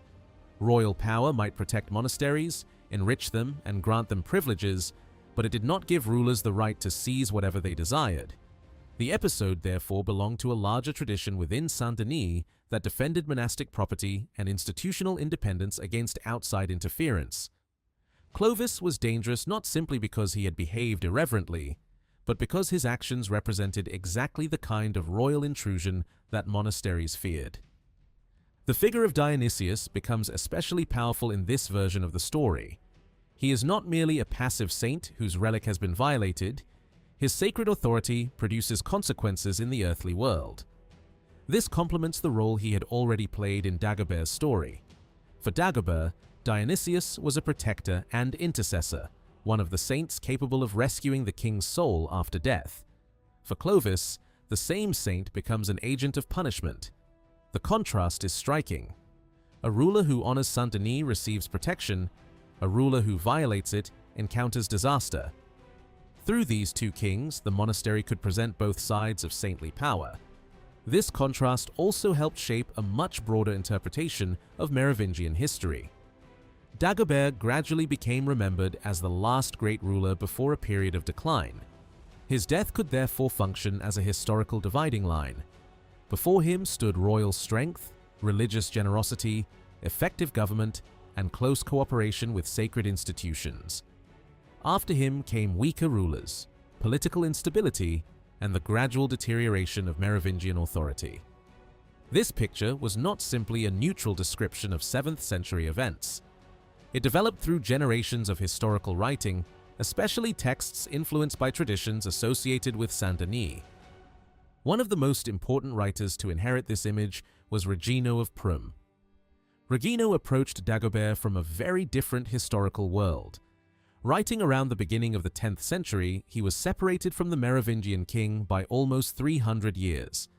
His chronicle was also vastly more ambitious than a biography devoted to one ruler or monastery. Regino attempted to organize centuries of history into a continuous narrative stretching from the birth of Christ into his own lifetime. Dagobert occupied only a small portion of that enormous chronological landscape. Yet Regino's own experiences made the rise and collapse of political power particularly meaningful to him.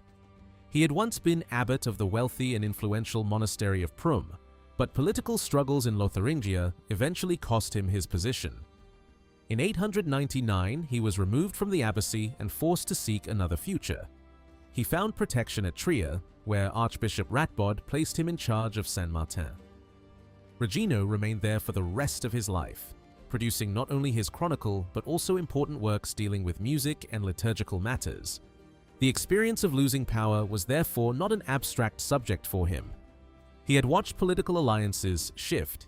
He had experienced the consequences of aristocratic rivalry. He had seen how quickly an apparently secure position could disappear. These experiences help explain why his chronicle repeatedly returns to the instability of kingdoms and dynasties. Regino lived during the fading years of Carolingian political unity. The empire created by Charlemagne had fragmented, and the rulers who inherited it struggled to preserve the authority of earlier generations. For Regino, history repeatedly demonstrated that powerful kingdoms were temporary. Great rulers died, successors proved less capable, political networks collapsed, and new families eventually replaced old ones. The Merovingians offered him an earlier example of precisely this pattern. Dagobert therefore became important not because Regino devoted an enormous amount of space to him, but because of where he stood within the historical sequence. He represented the summit before decline. The transition from Dagobert to Clovis II could be presented as the moment when Merovingian strength began to fade. In this sense, Regino created something resembling a Merovingian counterpart to Charlemagne. The comparison should not be pushed too far. Dagobert and Charlemagne occupied very different political worlds, and Regino did not treat them as identical rulers. Structurally, however, they performed similar roles. Each could represent a high point whose death exposed the weakness of what followed. To construct this enormous history, Regino drew upon a wide range of earlier writings. Bede provided an important chronological foundation for the early centuries. The Liber Historiae Francorum offered material on Frankish history. Paul the Deacon supplied information about the Lombards and political developments in Italy. The Liber Pontificalis helped Regino incorporate papal history, while annals, canon collections, martyrologies, biblical material, and numerous saints' lives allowed him to fill gaps and connect political events with religious history. This method made the chronicle something more complicated than a simple compilation. Regino selected. He shortened. He rearranged. He combined traditions that had originally been written for completely different purposes. Material created to glorify a saint could become evidence for political history. A monastic story could be transformed into an entry in a universal chronology. A narrative written to defend institutional property could lose that original purpose when placed inside a broader history of kings and dynasties. The Gesta Dagoberti was particularly valuable because it gave Regino something he otherwise lacked, a relatively detailed sequence of events from Dagobert's life. The Liber Historiae Francorum treated the king briefly. The Gesta, by contrast, had inherited a much richer chronological framework from Fredegar. Although it had transformed that framework into a celebration of Dagobert's relationship with Saint-Denis, the underlying sequence of political events remained useful. Regino recognized this immediately, but he did not inherit the Gesta's priorities. Much of what Saint-Denis considered essential was irrelevant to his project. The endless gifts of estates, descriptions of charters, institutional privileges, miraculous interventions, visions, and elaborate explanations of monastic patronage were drastically reduced or simply removed. What survived was the historical skeleton. Dagobert's childhood, his relationship with important advisors, his conflict with Sadregisel, his refuge at Saint-Denis, his appointment in Austrasia, his wars, his accession, his family, his diplomatic relationships, his succession. In Regino's hands, the saint-centered biography was gradually converted back into political history. This is one reason Regino's treatment of the Merovingians is so revealing. His chronicle was intended to provide the Franks with a history worthy of comparison with the histories of other major peoples. Regino explicitly believed it unacceptable that the deeds of Hebrews, Greeks, Romans, and other peoples should be remembered in writing while important events from his own world disappeared into silence. Recording Frankish history was therefore part of a much larger intellectual project. But Regino did not begin the Franks with a mythical migration from Troy. This is an important departure from several earlier Frankish traditions. Stories of Trojan ancestry had given the Franks an ancient and prestigious origin, connecting them indirectly with the classical world. Regino simply ignored this material. His chronology was organized around the Christian era, and he did not provide elaborate origin myths for the other peoples appearing in his chronicle either. For him, the meaningful history of the Franks begins with Clovis. That choice makes sense. Clovis was not merely another warrior king. He was the ruler associated with the decisive establishment of Catholic Frankish kingship. Regino summarizes his career efficiently. Clovis defeats Syagrius and destroys the last important Roman political power in northern Gaul. He subdues the Alemanni. He confronts the Visigoths in Aquitaine and defeats Alaric. He receives royal gifts from the Eastern Emperor Anastasius. Most importantly, he is baptized by Remigius of Reims together with his people. Political conquest and Christian transformation therefore enter Frankish history almost simultaneously. Yet Regino does not turn Clovis into the protagonist of an elaborate biography. He lists the major events. Then he moves on. The king's wars, conversion, dynastic violence, foreign relationships, and eventual death become points along a chronological sequence rather than chapters in a dramatic story. The generations after Clovis receive similar treatment. More than a century of Merovingian history passes relatively quickly. Regino supplements Frankish material with information from Paul the Deacon and various hagiographical sources, allowing events in Gaul to interact with developments in Italy, Bavaria, Spain, Byzantium, and the Christian Church. This creates a much wider geographical horizon than the Liber Historiae Francorum alone could have provided. Eventually, the narrative reaches Dagobert. At that moment, the availability of the Gesta Dagoberti changes the level of detail. Regino can suddenly say much more. He begins with the people who shaped Dagobert before he became king. Arnulf appears as an important figure at the court of Clothar and as a man whose future sanctity is already visible. The young Dagobert is placed under his supervision so that he can receive both political education and Christian instruction. This detail matters because Regino's Dagobert is not presented as a ruler who discovers good government accidentally. He is trained for it. His early formation takes place under men whose wisdom and religious authority give legitimacy to the future king. The episode involving Sadragisel follows. Dagobert, now approaching adulthood, clashes with the Duke of Aquitaine, an important advisor of his father. Feeling insulted by Sadragisel, Dagobert orders him beaten and has his beard shaved, an act carrying obvious implications of humiliation and lost status. Clothar reacts angrily. Dagobert fears punishment and flees to the Basilica of Saint Denis, where he seeks sanctuary. The basic sequence comes from the Gesta, but much of the original drama has vanished. Regino has little interest in turning the episode into an extended demonstration of Dionysius's miraculous protection. The supernatural dimension becomes subdued. What matters is the historical consequence. Dagobert finds refuge there. His father eventually forgives him. The experience establishes a lasting connection between the young prince and Saint-Denis. Later, as king, Dagobert rewards the monastery generously. The story remains, but its purpose has changed. For the author of the Gesta, the episode helped establish an almost sacred covenant between Dagobert and Dionysius. For Regino, it becomes one memorable event in the formation of a future king. Afterward, Clothar sends Dagobert into Austrasia, where he rules with the assistance of Pippin and continues to benefit from Arnulf's counsel. Again, advisors are crucial. Regino repeatedly presents effective kingship as something strengthened by wise counsel. Dagobert's greatness is not based solely on personal charisma or military strength. He succeeds because capable men surround him and because he is willing to listen. The chronicle then moves through Dagobert's participation in the Saxon Wars, the death of Clothar, and the young ruler's accession to wider Frankish power. Other political rivals disappear, and Dagobert gradually consolidates his position. By this stage, it becomes clear how Regino is using his source. He is mining the Gesta for usable history. The monastic layers are stripped away, the miracles are reduced. The donations largely vanish. What remains looks surprisingly close to the political narrative that once stood beneath the Gesta itself. In effect, information that had traveled from Fredegar into the Gesta now passes through another transformation before entering Regino's chronicle.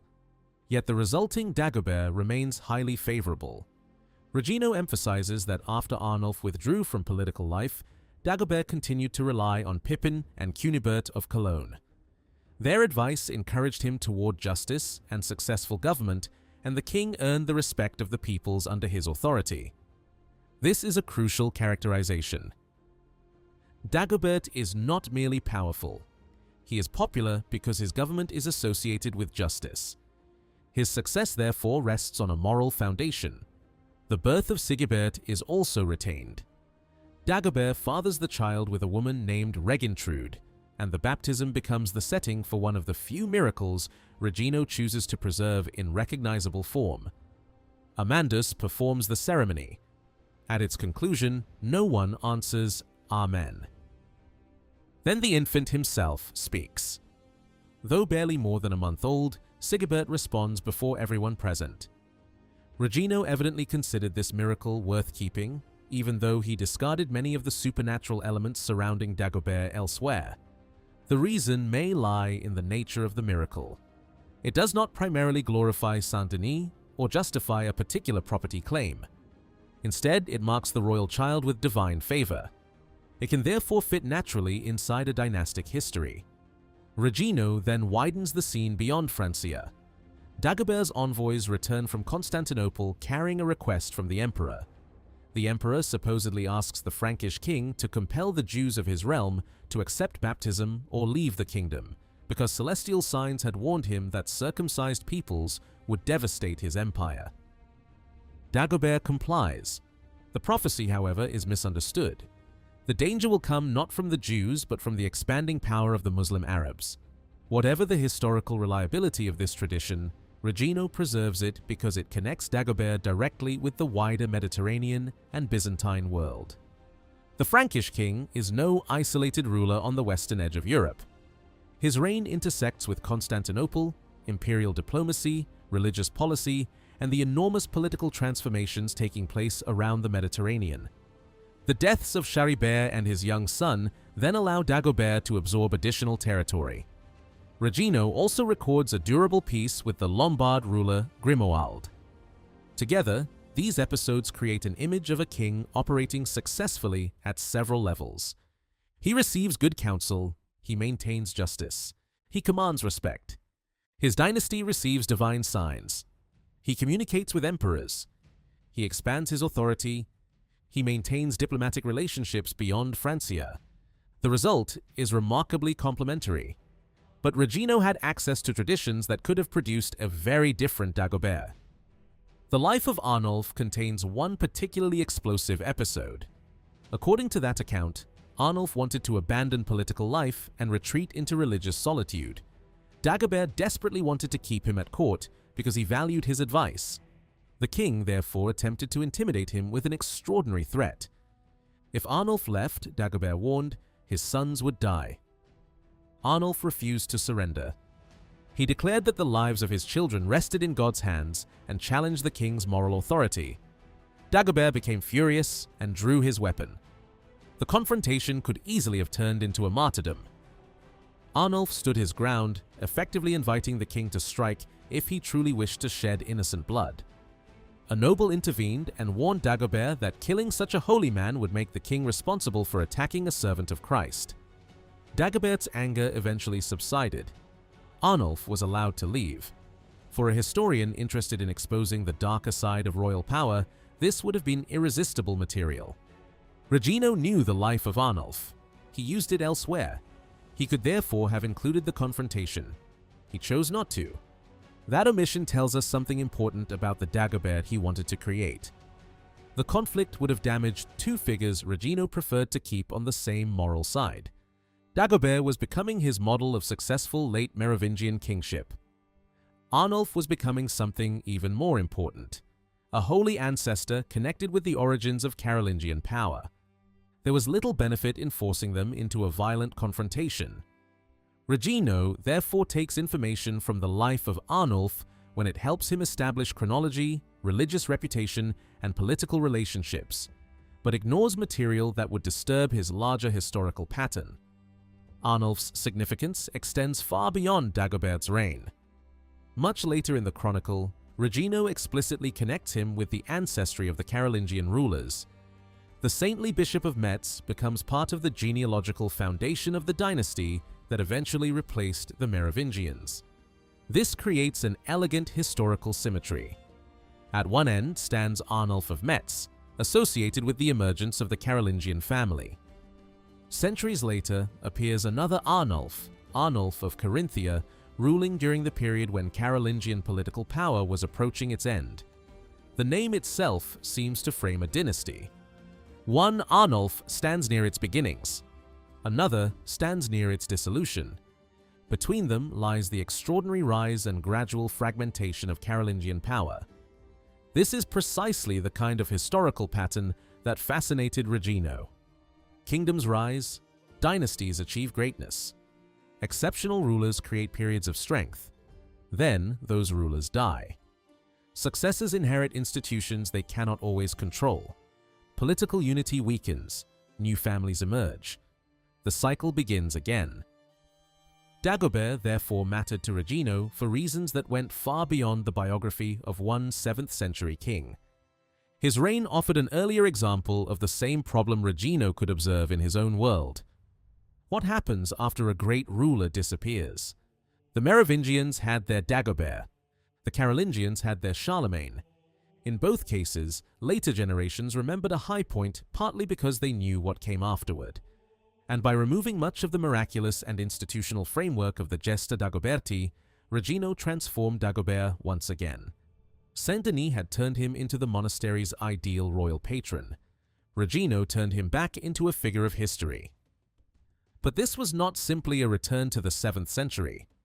It was a new Dagobert created for the political imagination of the 10th. A king whose rise, success, and death could help explain something Regino knew from experience. Power may look permanent at its height, but history repeatedly proves otherwise. In the end, the history of the Merovingians is not only the story of a dynasty that ruled the Franks before the rise of the Carolingians, it is also the story of how the past itself was rewritten. Clovis, his sons, the rival queens, the bishops, Dagobert, and the generations that followed were remembered differently depending on who was writing, when they were writing, and what they wanted history to explain. Some authors pushed the Merovingians into the background. Others emphasized their violence, their civil wars, and their failures. Still others, especially in the case of Dagobert, could transform a Merovingian ruler into an almost ideal Christian king. That contrast is important. The same dynasty could appear chaotic in one chronicle, insignificant in another, and worthy of admiration in a third. Frechelf largely reduced the Merovingians to shadows within a much greater story of Rome, Christianity, and empire. Ardo of Vienne took a different path, presenting their world through betrayal, murder, dynastic conflict, and moral failure, often using the violence of kings and queens to make the holiness of bishops and martyrs appear even brighter. The Gesta Dagoberti then demonstrated that Merovingian memory did not always have to be negative. Dagobert could be rescued from the darker reputation of his dynasty and transformed into a generous patron of the church, a defender of order, and a ruler whose relationship with Saint-Denis extended even beyond death. Regino of Prüm reshaped the story once again. By stripping away much of the monastic propaganda and supernatural details surrounding Dagobert, he returned the king to a broader political history. Yet even this was not a simple recovery of the 7th century. Regino was writing in a world where Carolingian power itself was weakening, and Dagobert became useful precisely because he represented a familiar historical pattern, the great ruler whose death marks the beginning of decline.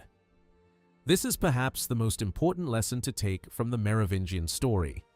Dynasties do not survive only through armies, laws, marriages, and political institutions.